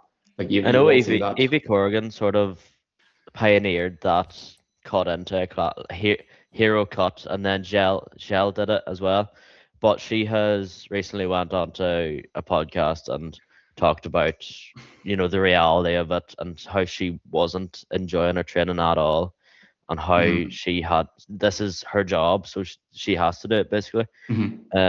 She wants to be the strongest 52 for a long time, and we've seen her recently go into the 57s and has done really well back in the 57s, podiumed on a really competitive stage. Mhm. And I think you see the success stories, but then you don't see the times where it goes wrong, where someone goes to Worlds and you see someone hit their opener and maybe they've cut 5 kilos for it and they miss their second and third. Like this, there's a small, minute amount of people that are able to pull that off successfully, and Yeah. you shouldn't look at them. You should look at it as a whole. Yeah, big time. And that's again like the training age comes into that, because a lot of them maybe would have a higher training age. They have been training, 5+ years, whatever it might be. And like even training age too, is like, where did someone come from? Like, what's their history of training before powerlifting? Because that dictates it too. Like, like see the amount of people that are walking around, they're like, my back's aching. I had a sore back after deadlifting, and I put them into a dumbbell RDL, and I'm just like, Jesus Christ, were you not taught this when you were like 6? Or Yeah. like, can you not put them into a split squat, body weight? They can't split squat. Look at them doing an incline dumbbell press, and they're everywhere. I'm like, that's training age. Training age is experience. What you've done before you've lifted a barbell, it's how you've trained. And I think that's also important too, because that's what your SBD falls back on. It's like not be a bodybuilder first, but just have that depth to your training Yeah. before the SBD. And a lot of people get into powerlifting without that depth, which is completely fine, but your training has to account for that and not just be just pure specific SBD all the time. Because again, you're going to get to the stage where my back's aching, I picked up injuries. It's like, yeah, 100%, because you can't hinge. You Yeah. can't move your Yeah. hips. You don't know how to move your hips. And that's so common, guys. I'm not going to lie. That's, 7 out of 10 people that come to me with sore backs or hips or something like that. It's like, that's the first assessments that I go to is like, show me a lunge and a hinge there. And then it's like, right, there we go. That's what we do to fix you, as well as sleeping more. It's like, that's always the answer to like, but I think, yeah, I think that's the training age. I seen it in a blessing in disguise that I was coached under a bodybuilder for a year and Big a time. half, and I grew such a baseline and such a just something to build upon. And people are like, "Oh, your bench press is so good." It's because I spammed just chest press, dumbbell press, incline Yeah. press. I just pressed for so long, and I built muscle up in that area, and it's like, and then I moved to a powerlifting coach, and all of a sudden I went from, I think it was a 490 total to a 550 total, but within 3 months, and it wasn't because I built all that strength. It was just because I learned how to express it. Yeah. Yeah. Oh, big time. Yeah. 100%. Uh, That's the big one. should we move on to the Instagram questions? Go on ahead. Unless you have any more hot takes now. Well, I have another one hot take, Alright, let's go for it. and I say it all the time. It's like, right, so training variability, right? It should literally be non-existent for most people under 3 years of lifting. Training I'm talking, variability. so like I'm talking like high bars or SSBs Yeah, or, right. pins or whatever it is. It's because training variability is already happening in most people's comp lifts. Yeah. Their technique is like that. And it's something, I swear to God, like I had a chat with Stu about this, my old coach, and he really instilled this into me, because at the time I was like looking more variations. This was a good couple of years ago when I was with him prepping. Is that the Canadian boy? Yeah, Stu, I 100%. think So I've seen him talk about it. Yeah. Stu's class. So like I hired Stu after doing like pre-script level 1 by 2020, and from there he got me really strong. And we went into this because I was like always looking variations, and all my previous training had that. And then he brought the concept to me. It's like, you're already, like, your variability is already there. Like, look at your comp squat. You're doing a high bar, a pause squat, a fucking tempo squat, and a comp squat in one set.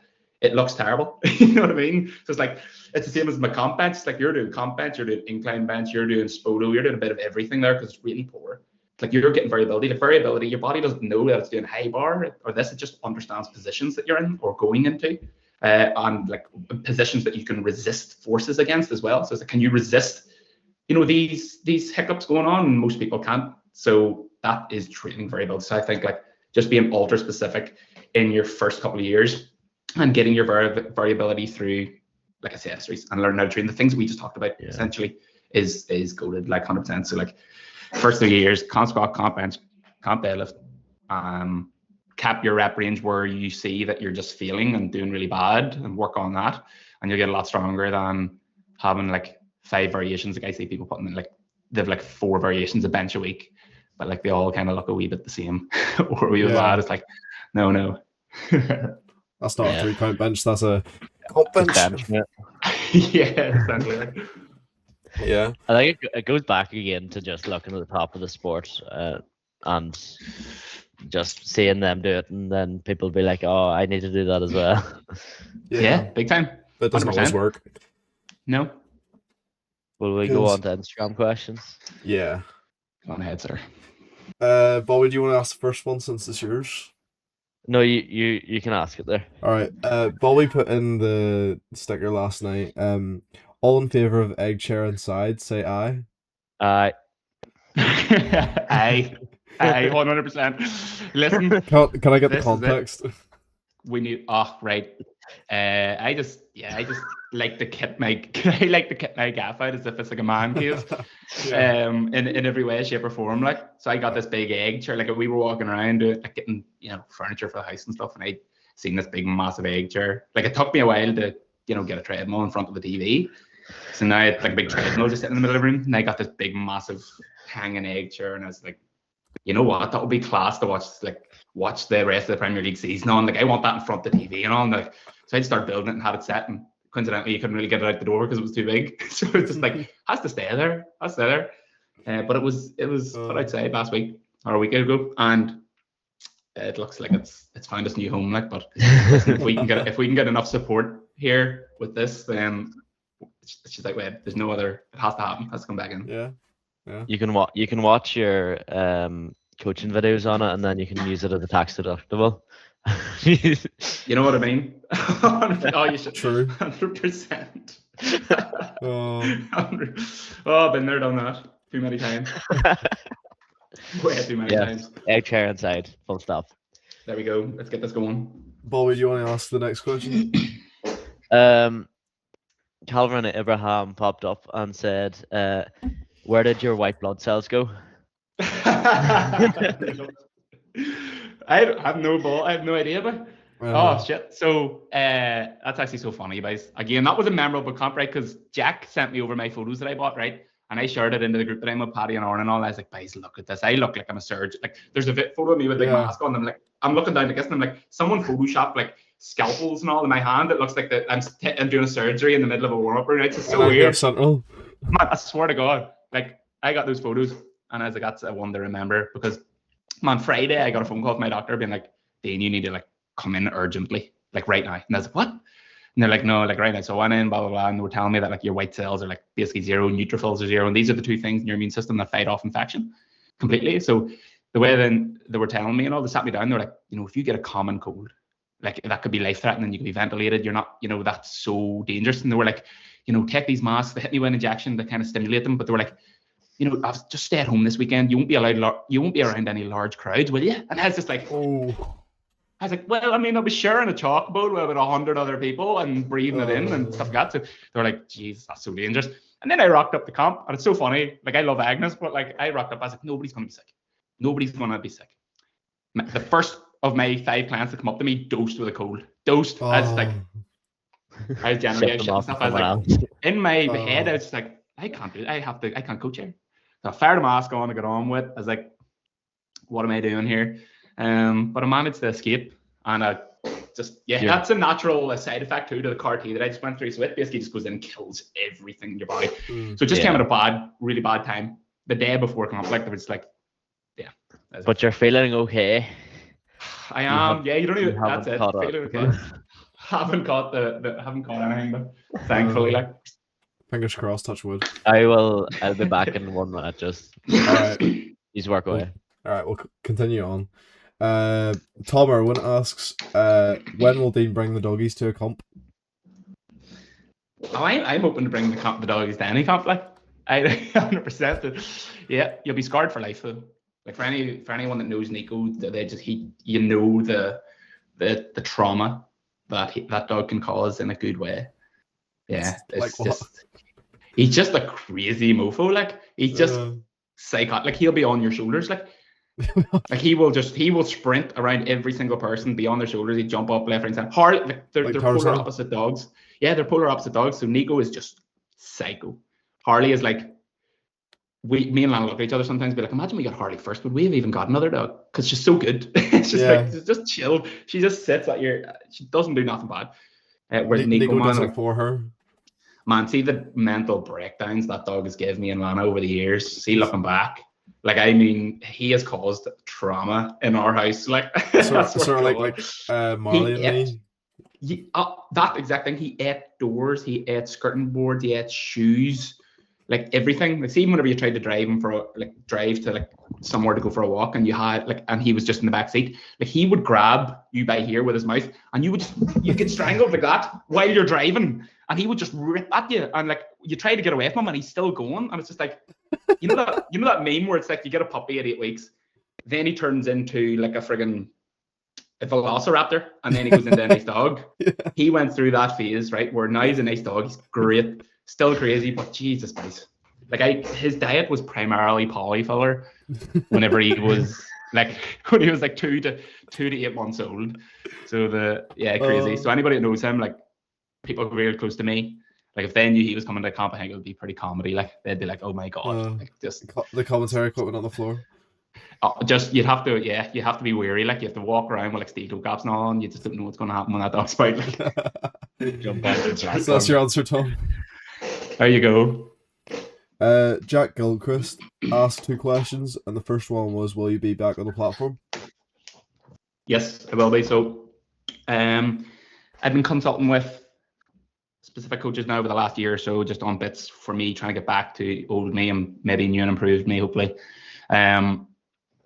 Danny Lamartina, you call her, and she's really good. She has like doctoral level experience, and she also has a lot of experience with like immune disorders and things like that. I also have Austin Stout, who again has very high level in like kind of immune and like physiology from a nutrition standpoint. So both them two are on the team now, and they're kind of prep me up.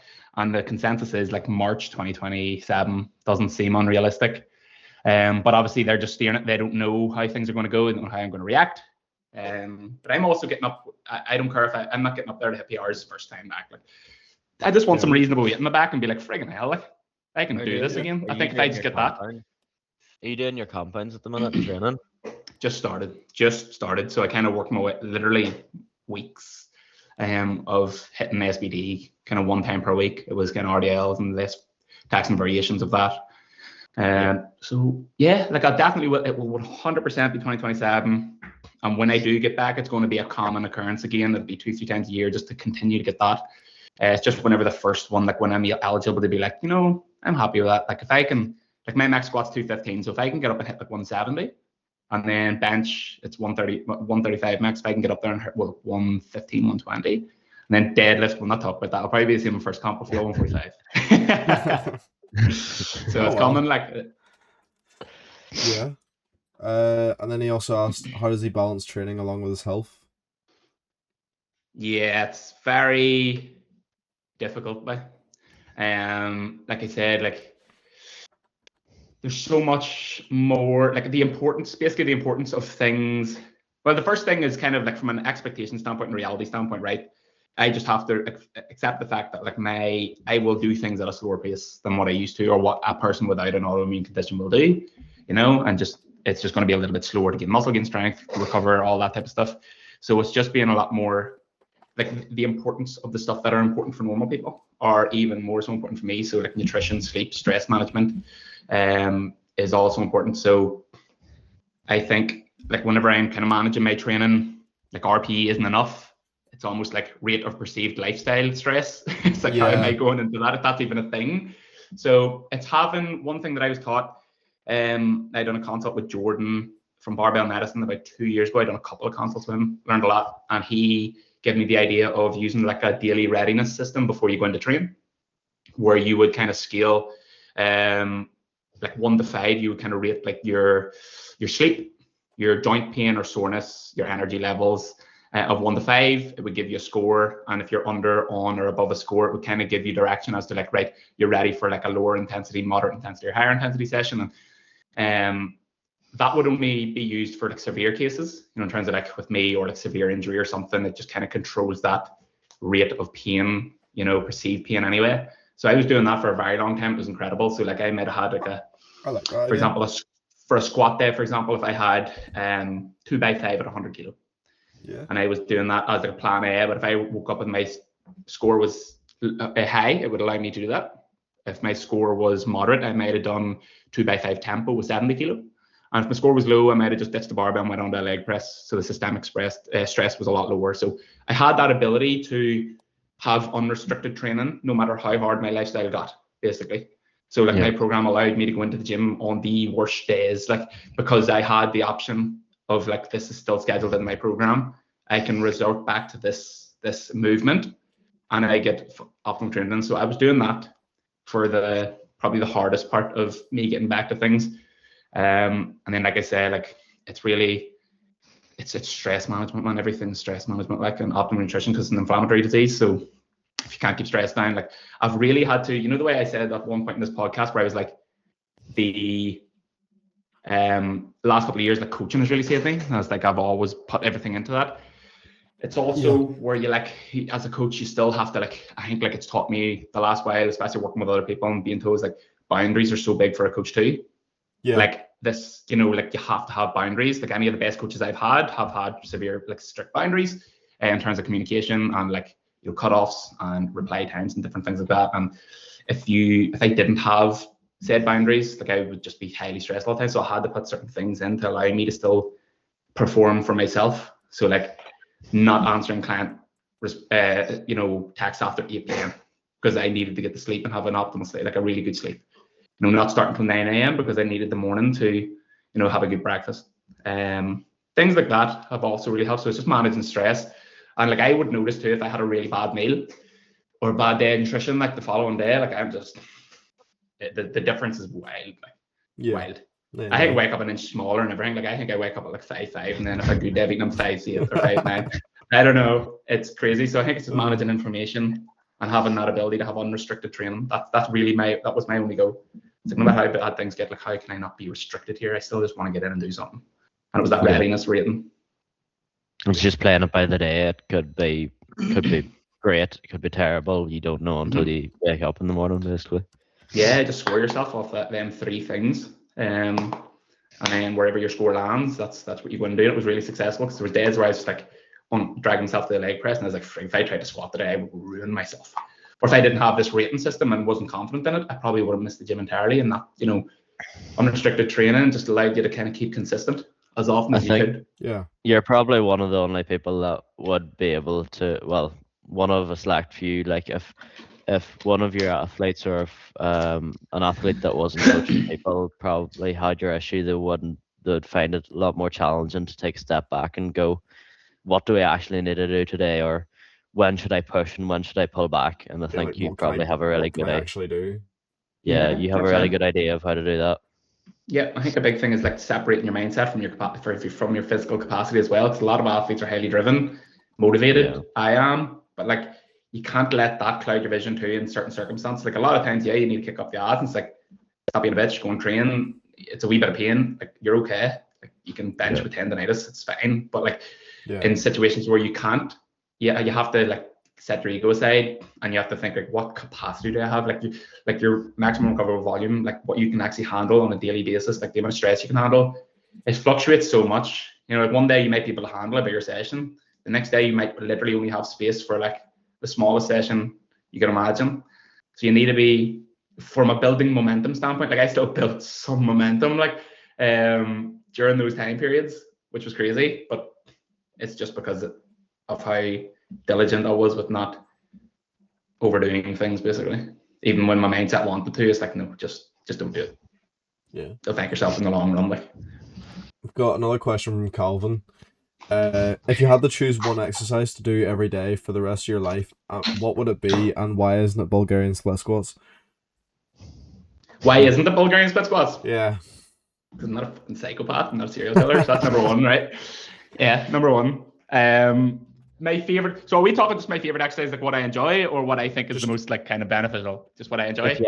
If you had to choose one exercise for the rest of your Yeah, life, so probably it based sounds on like it's both. like benefiting and enjoying it. One exercise for the rest of my life. I am going to go. Jesus, that's so difficult. Right, we're going to have to go. Honestly, I'm going bench. I'm going flat bench, man. I'm going bench. Yeah. It's my favorite There's lift of Bobby the happy about that. three. It's my Oh favorite lift yeah. of the three. You know, you can carry yourself through it when you're not feeling it. You get a full upper body pump if you do it right. Like, you know what I mean? I Yeah. think you'll get the minimum amount of lat growth per year if you're really doing it right too. So it's like, yeah, I'll choose comp bench. Like, Who Fair asks enough. you on a night out what's your deadlift or squat? It's always what do what, you what do you bench? bench press? What do you What do you bench? bench? Yeah. If only I was proud to say what my bench was. You're doing a bench comp. Yeah, People I'm doing a don't ask bench me what my comp deadlift just is, but I'm doing a bench comp just because it's there. You also are benching more than I was at my training age. So if you Good think stuff. 2 or 3 years down the line, you'll be surpassing me at my there you point. go, but that's your motivation to keep going. Yeah. I'll take whatever records you leave at the end of juniors. But just the bench. just the bench. I'll have broke it for the 100th time. Yep. Um. Uh, yeah, and- I'll go on to the next one because it's my question. yeah. I said, where do you draw the line between science-based lifting and old school bodybuilding training? Because I know that as of recent, you see a lot of wee children on Instagram doing these very technical things and focusing a lot on different portions of muscle recruitment and well, just very evidence based, but I don't believe it's entirely practical. Whereas old school bodybuilders, like if you ever watch Arnold training and Ronnie Coleman training, it's just chuck weight about as far as you as hard as you go. But then you look at some of the bodybuilders back then, and a lot of them are riddled with injuries and stuff like that. And Yeah. how do you differentiate between just going getting a set done and really honing in on mechanics of the body and how to optimize growth?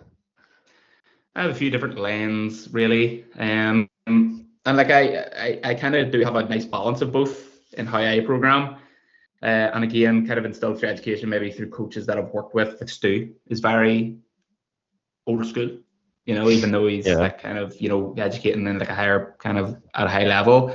But I think the first thing is to understand that like exercise science is still so young, right? So like there you do not have a very long amount of years of exercise science telling us to do something a certain way. We have very new stuff coming out 2020, 2021, 2022, 2023, right? So it's like to go gospel on these things straight off the back just because, you know, they tell you that they're efficient, you know, after one study, two studies, whatever it might be, is wrong. You know, it's like it's just too young to put all your eggs in one basket. So that's how I kind of view it. And then from a like drawing the line standpoint, there's a lot of different things where I would kind of draw the line. Number one would obviously be like who is it that we're actually coaching? You know, their experience level, their training age, like who really needs to worry about these finer little like details. Because there are many athletes that I coach right now who I prioritize quite a lot of these maybe principles and methods with, because number one, they really enjoy it.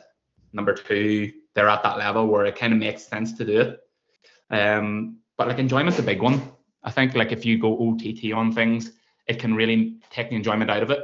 Yeah. A lot of people maybe aren't in a position ready for it psychologically. So that's a big one. Training age in terms of like other areas, another one.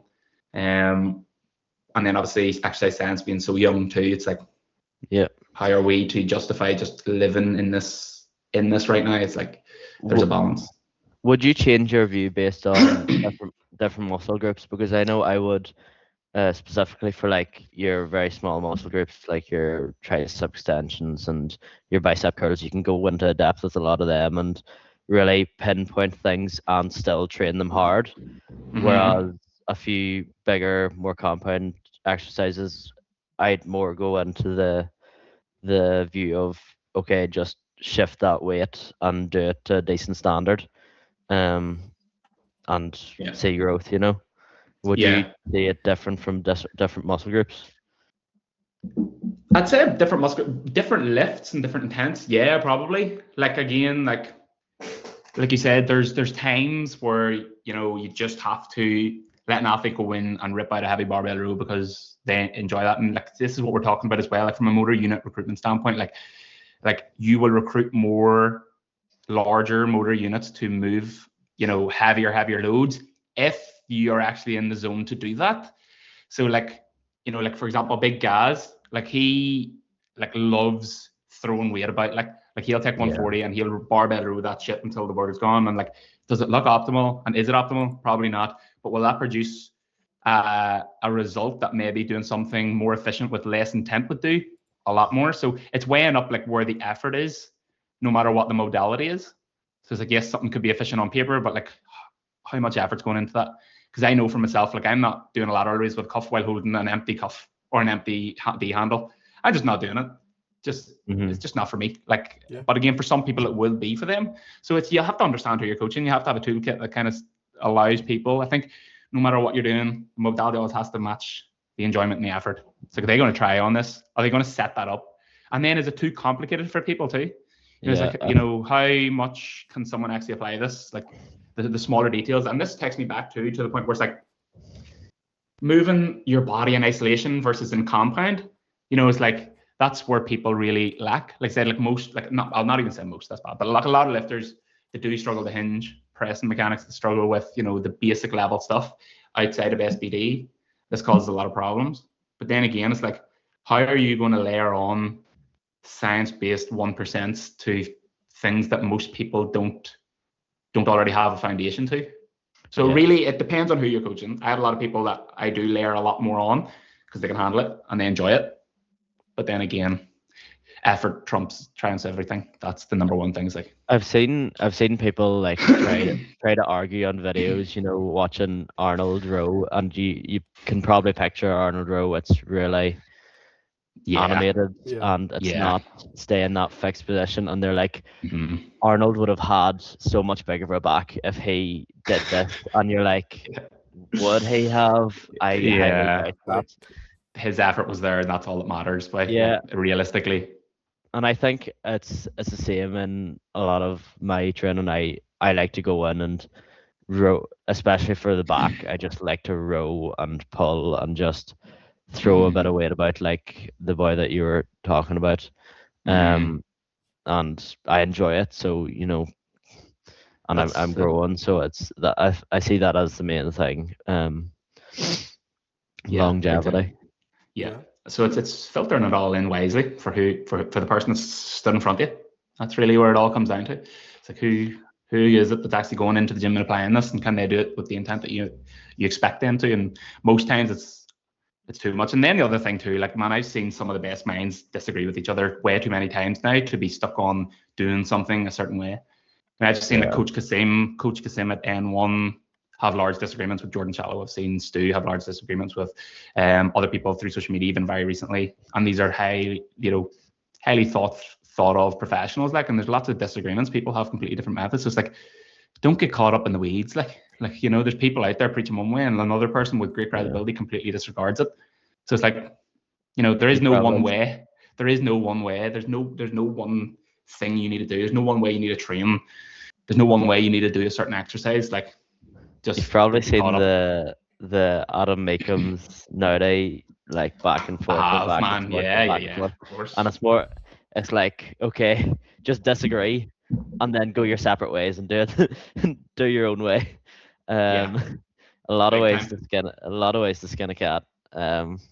And I think I've seen that going on for the last like couple of months, and they make about 5 different videos about each other a day, and it's quite entertaining to watch. And I'd be That's what stands true to me too. Is like it's the principles behind things over the actual methods that you're playing. You know what I mean? Like, I have multiple athletes doing certain things, like from a kind of method modality standpoint, the opposite of others. They kind of contradict each other, but they're leading to the same result. And that's whenever you start to see things like this and you realize just how variable And again, because exercise science is just so new. That's a big part of it too. But like, yeah, once you see such great minds disagreeing, I think that's just one thing where it's like, why am I biasing my entire personality around one thing here? It's like, maybe I shouldn't. So it's like the principles of what you apply something is more important than what you are applying. So it's like the reasoning you're applying something for it. It's like I'm applying this aspect because this person has X, Y, and Z qualities. That's more important than I'm applying this exercise because the exercise has X, Y, and Z qualities. You know, Yeah. so it's like that's the make or break there. Like, Yeah. Do you mind if we just take a quick pause to go to the toilet? 100%. No bother. I will literally be 2 seconds. And we're back just after a little toilet break. Maybe like we'll say 6 more Instagram questions. Yeah. The next one's from Sam Mitchell, and he said, "Has he ever taken so much honey in one sitting that his hands tingle? And if not, why not?" You expect nothing less than today, like. No, I haven't been as purple in my life to be in the position of that. I haven't needed that level of purple to perform yet. But when I do need that level of purple in my pigmentation, like I will take the full thing of honey. Like I will do it when I'm at that level.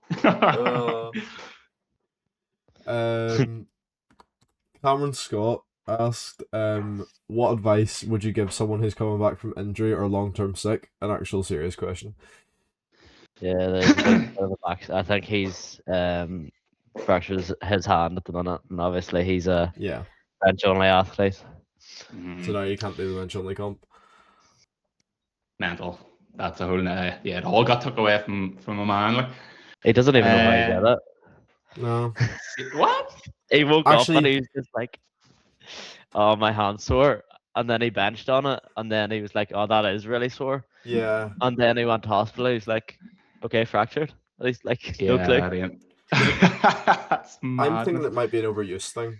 I don't know, because like I don't know. Nah, I don't know. It'd have to be something serious wrong if he was benching 3 or 4 times a week and it was an overuse injury. To True. me, yeah, I'd be looking cellular level there. Like I'd be looking at, Yeah. I'd be looking my blood work done just to see why my bone broke over doing nothing. Yeah. I think he had to. I think he was out the night before. He must have been out the night before. Too many buzz Yeah, balls. people have those moments, man. Alcohol's a good painkiller. I remember I remember waking up a lot of times and my knee has been very, very sore. Or I think I've attempted. I think I seen a girl doing like a cheerleading move and I was like, "Fuck, I could do that." Just land straight on my back and feeling like a board the next day. But yeah, Yeah. in the context of Cameron Scott breaking his hand, Yeah, I think the biggest thing coming back from long-term injury or illness, whatever it is, the first thing you really have to do, man, is you have to accept that you really need. You're almost building like a new identity. You know, like you have to detach from your old kind of identity to the point where like you're building a new identity. That comes with accepting that what you done up to that point and how you carry yourself, how you train, how you eat, how you live will likely have to change to create this new identity to get you to your new goals. And like it's a forever moving goalpost. So like what took you up to that injury, everything is going to look very different. Like the solutions you use to get to the next endpoint is going to look very, very different.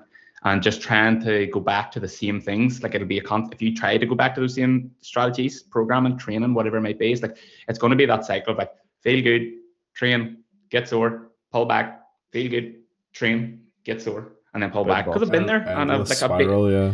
I've been there and I am there. This is why I've reached out to 2 people that I really, really trust to get me out of there because I don't have that belief anymore. And like I need to build that new identity. I need to build that new system for myself. And yeah, and then like the big thing too is like it is just going to take more work than you think. You know, you're going to have to cover more bases than you think. You're not going to get away with doing the bare minimum.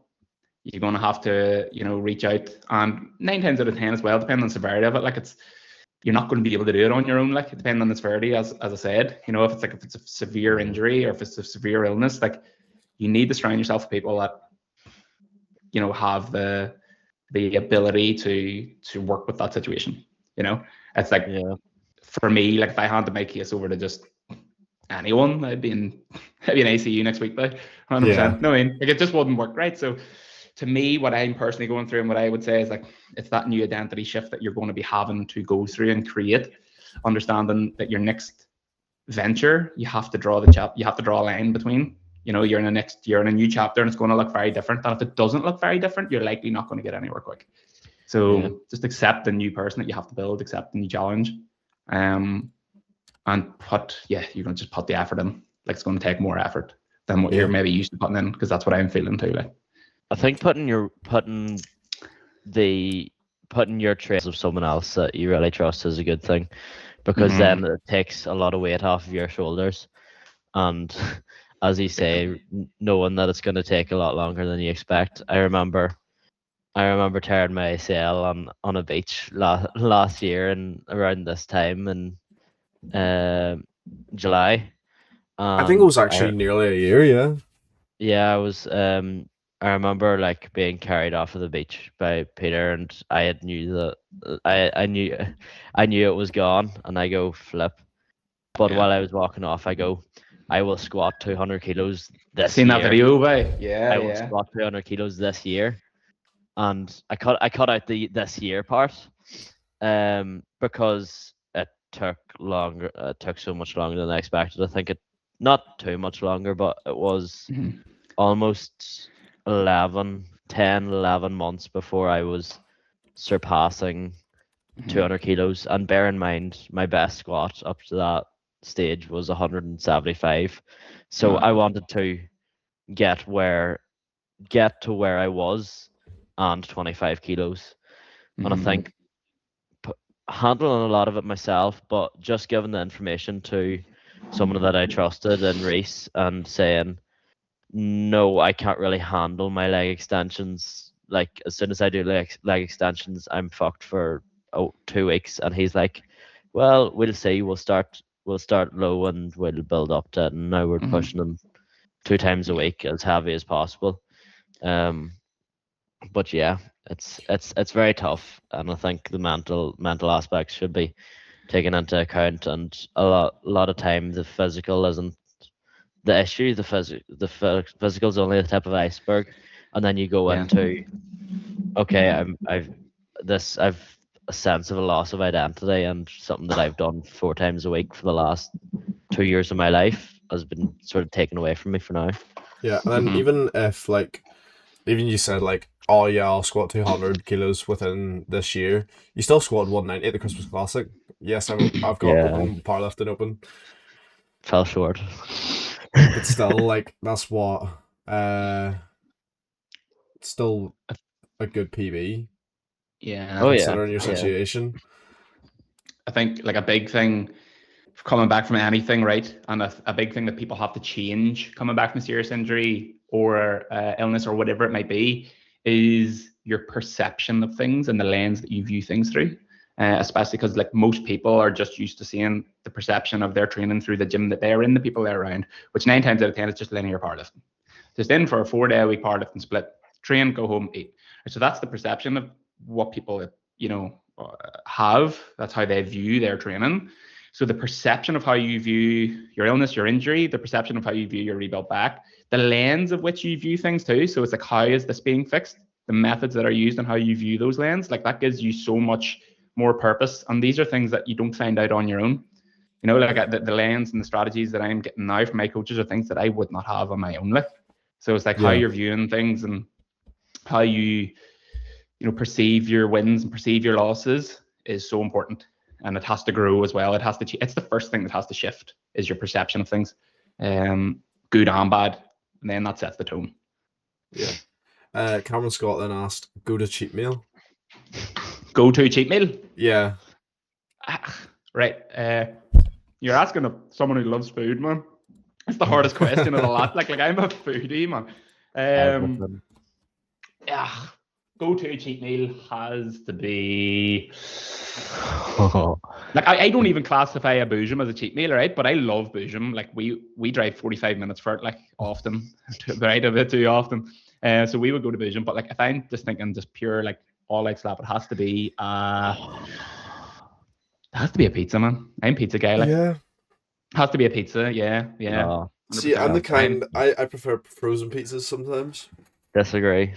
I'm pure like rubber cheese Indian kebab shop takeaway pizza. Like, just like it's that's like with like, yeah, it's just not good. That's the You know- meal that I'm talking about, where I wake up and I'm 5'5" the next day. Like, if I have something like that, I'm shorter the next day. Like, my eyes don't even open as wide. It's like, You need a big, there's something you need a going big slap of like Chinese, like nice on. filthy Chinese comes in Chinese, at a second, by sitting comes in down a with a second.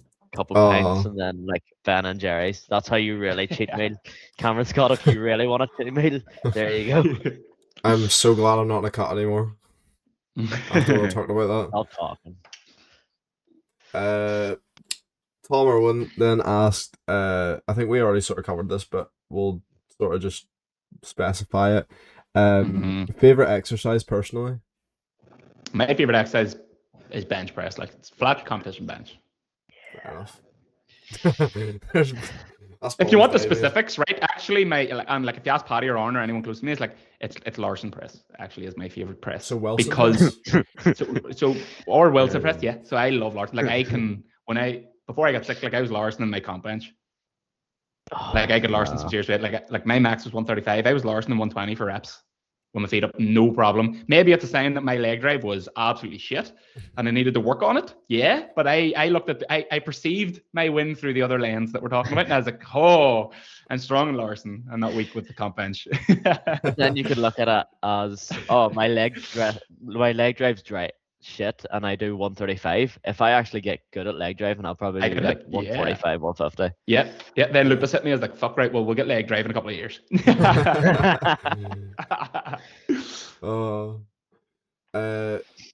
Calvin Abraham also asked, if you could coach one fictional character, who? One fictional character. Harley, I thought please. this was creative. It has to be fucking Johnny Bravo, man. Just to be the guy that grew his legs, like. Right. I'm going to put quads on Johnny Bravo, and you're going to fucking see how we do this. Bench Like, he's only not going to guy. be walking around with sticks anymore. Like, yeah, I'm going to take the bench only athlete, and I'm going to make him an all rounder. Like, Best way to be the best bench only athlete is just don't train your legs and then put all your muscle in and be a 93 at the top end and be a 66 at the bottom end and sit in your 83s. yes. 105 upper body and 66 legs. Yeah, there's strategy to it. Like, Yeah.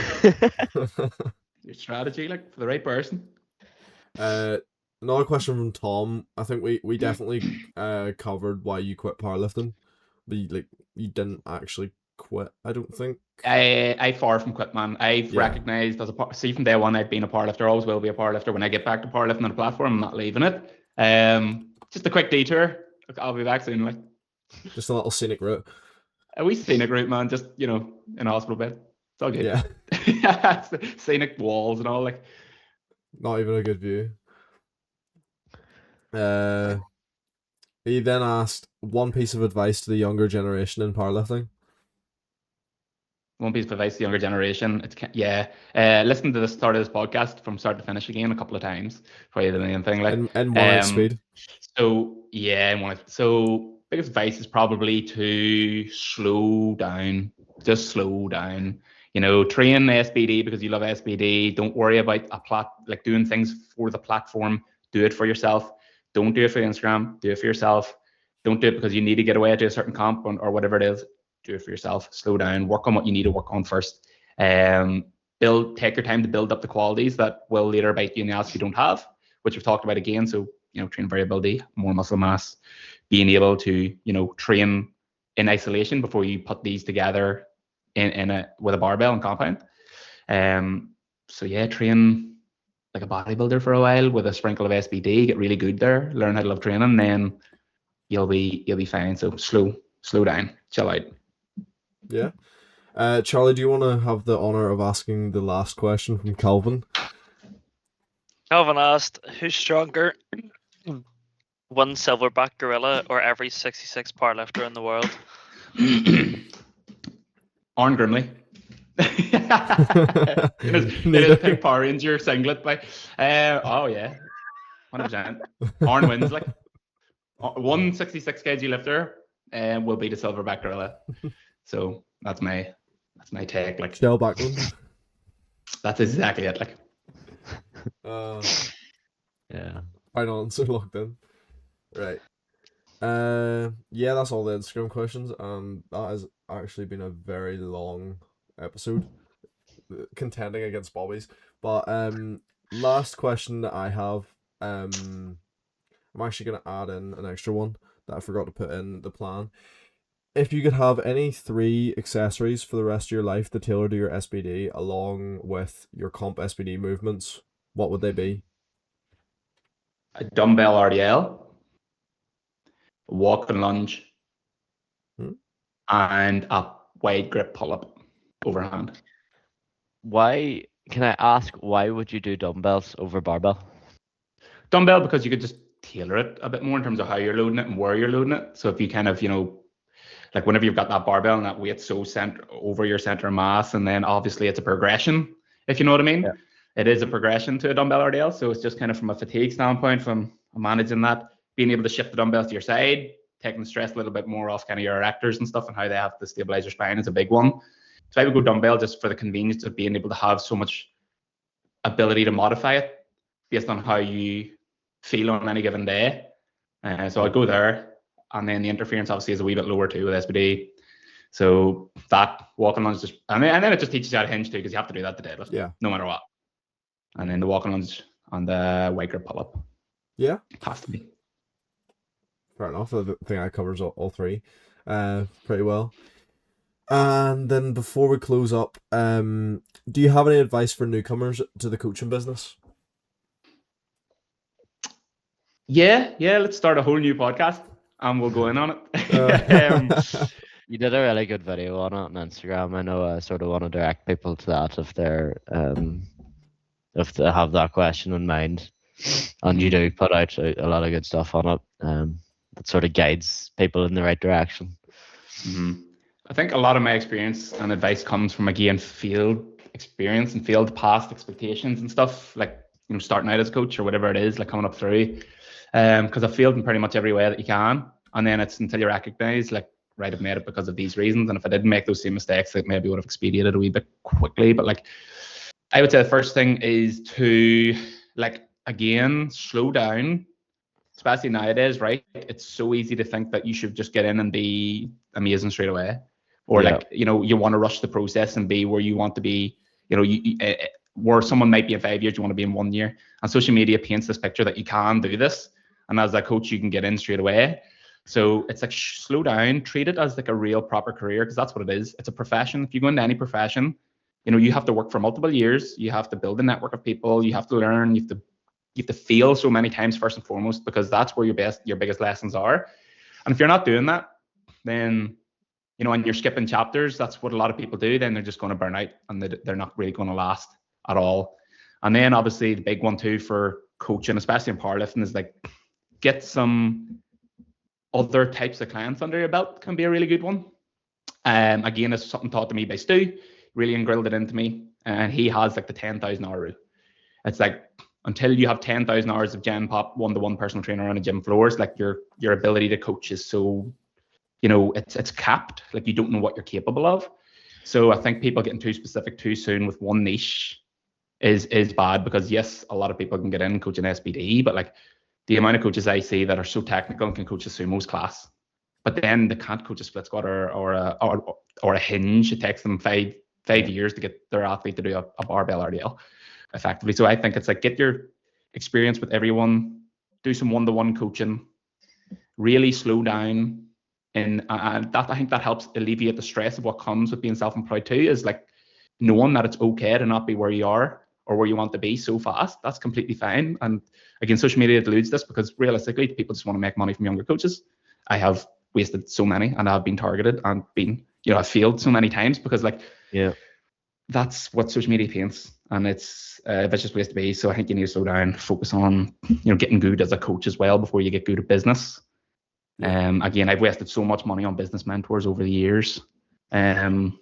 Man, I probably put Phil Graham's extension on the back of his house myself when I was like 16 or 17, right? Like, had no job doing it, like, you know what I mean? And I got no return. It's because like, you're just not ready for that, So it's like, I think it's strip it back to knowing where you are, knowing what you need to focus on at that time. Treat it like there's chapters, treat it like a real career. You have to level up over time steadily. Earn your promotions is another thing. Know where you're going. And yeah, I think that'll see you through I think, most of your yeah, beginning years.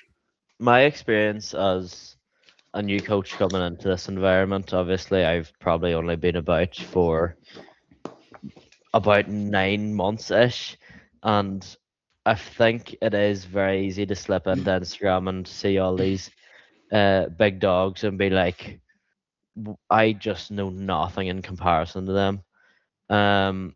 But it is a mileage thing, and they've been in the game for so long, and it's a very supportive environment and a very not supporting environment at the same time, because a lot of new coaches will get offered help from the likes of, like, you have offered, if I have any issues, come to you and ask questions.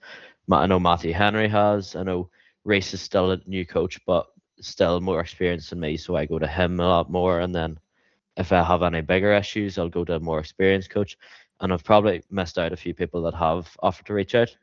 But then you do have the other side of it, as people really picking on new coaches and be like, you don't know anything, you only think you know stuff.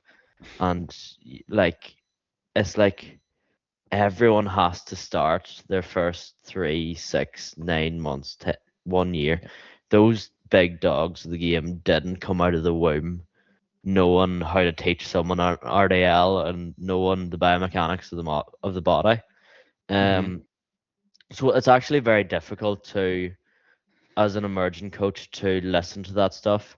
And there's been times where you have the negative voices are louder than the more positive ones. Yeah. And then you're thinking, I don't really want to be in this, or I don't know enough, or and stuff like that. And there's been Yeah. times where you contemplate quitting because of it. Yeah. Because you fear what other people think of you.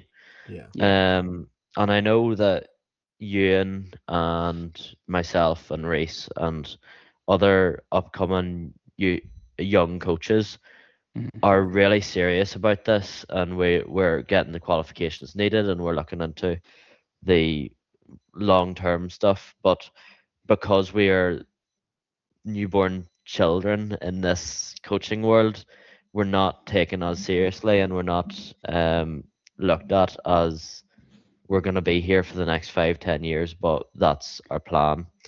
And yeah, there's another point I wanted to make, but I can't really remember.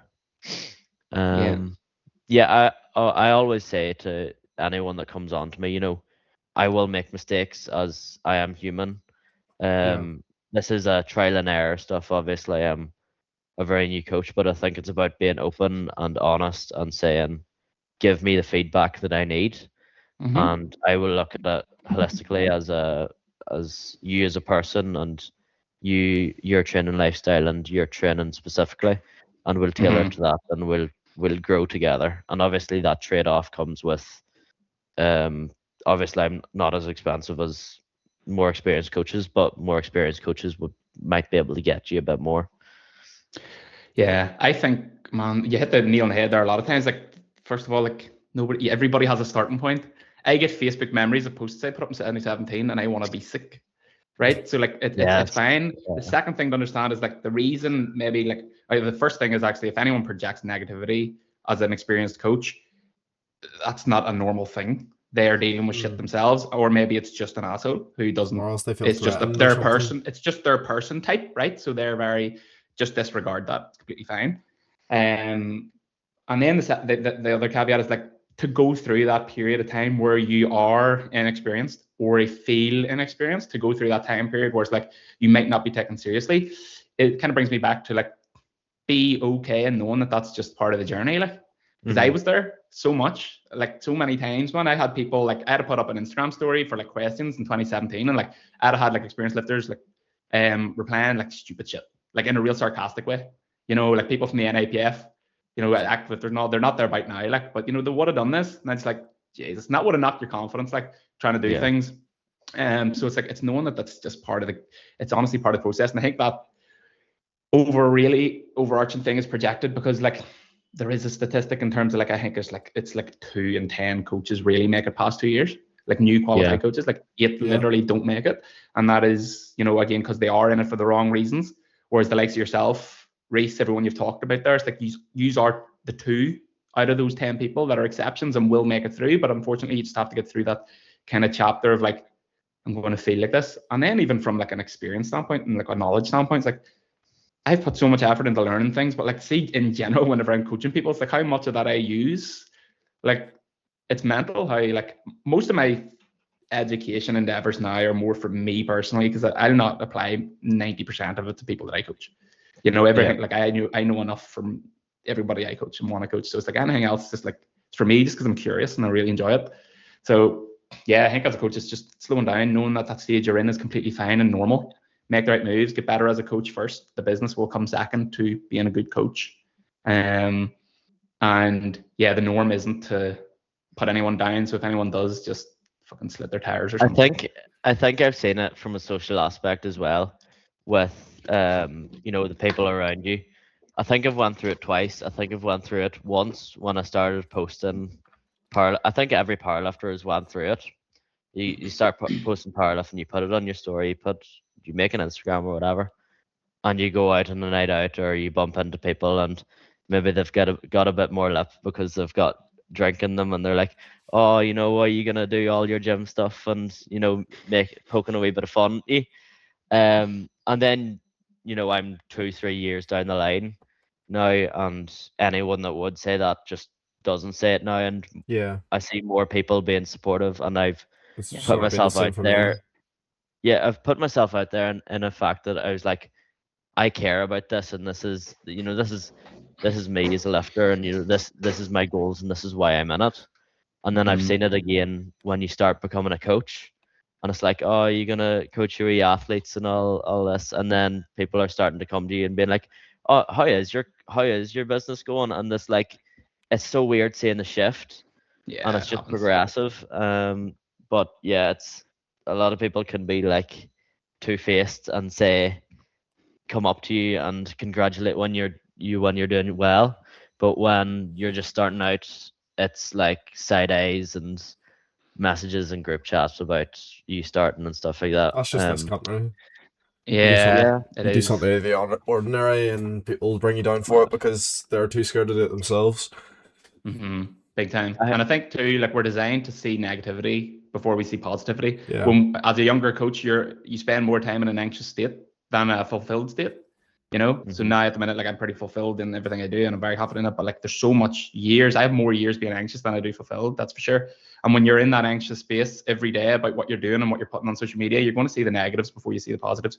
You're constantly checking your likes and your comments to make sure no one's, you see a share button and you think, oh shit, that's got shared. They're like, so who's sharing this? It's so easy to sit in this position and think like that. But the other thing on the flip side too is like you likely occur more positive people around you over time than you do the negatives. You get the odd couple of negative cunts, which is fine. Yeah.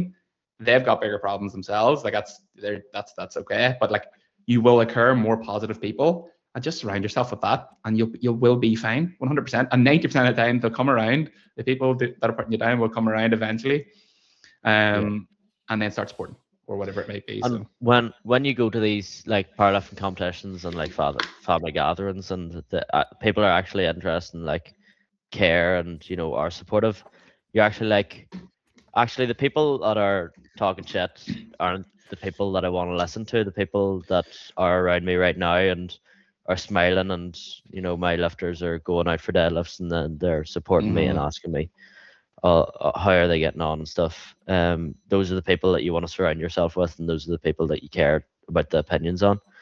I think it's a really good conversation, and I'm slightly annoyed that it's going to be at the end of the podcast, and I hope that people have listened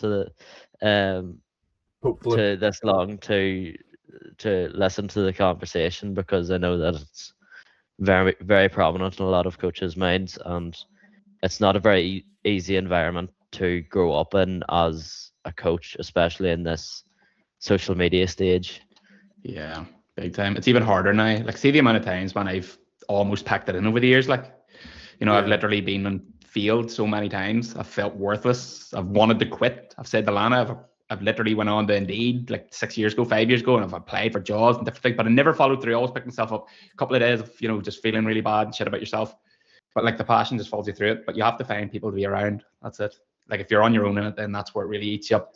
But if you get around the right people, that'll pull you through it. But again, like the lessons and all failures are probably the biggest things that'll push you forward and give you the strength as a coach that you need to make it essentially, and to kind of just get through the bullshit, because it's inevitably going to happen. It's normal. So Yeah, it just can't be perfect. Like, it's just being human as well. 100%. Yeah, I think that's everything. Unless Bobby has anything Yeah. else. No. Charlie, No. all good. We made Uh, it a good shift. 2 hours yeah, 30. 2 hours 15. I have.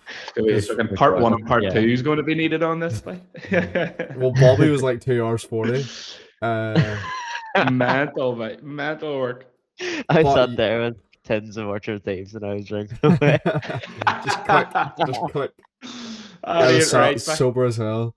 But There's yeah, portions there. If you go back, you'll find one portion where I just down an entire pint in the middle of yeah. the. He was chatting, and I tried to put it in as wee Easter egg of me just chugging and see if anyone would notice. I can't remember who it was, but there was somebody who said to me, I think it was during this week or last week, that they should go back into Bobby's podcast and just find every like millisecond clip of him just clicking open a can and just put it into a compilation. I can't remember who it that's was, not but they're right. probably listening if they listen to this far. Oh, class. I could just imagine. That'd be hilarious. But yeah, like I think that was a very interesting episode, and we all definitely learned something.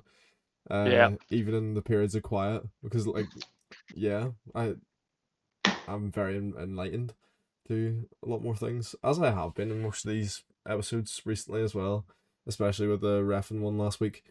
But yeah, thank you for coming on and yapping for 2 hours 17 minutes. No problem, Bella. Yeah. And yeah, thank you everybody for listening. If you've got this far in 1x speed, I'm looking at Bobby. I actually listened to it in one X speed. I'm never Sure. gonna forget that. But yeah, thank you for coming on and giving us your time. And anybody who's listened to this at this point of the podcast, make sure to leave a 5-star rating, because it really helps us and helps us reach more people. Yeah, thank you for listening, and have a great rest of your day. Thank you.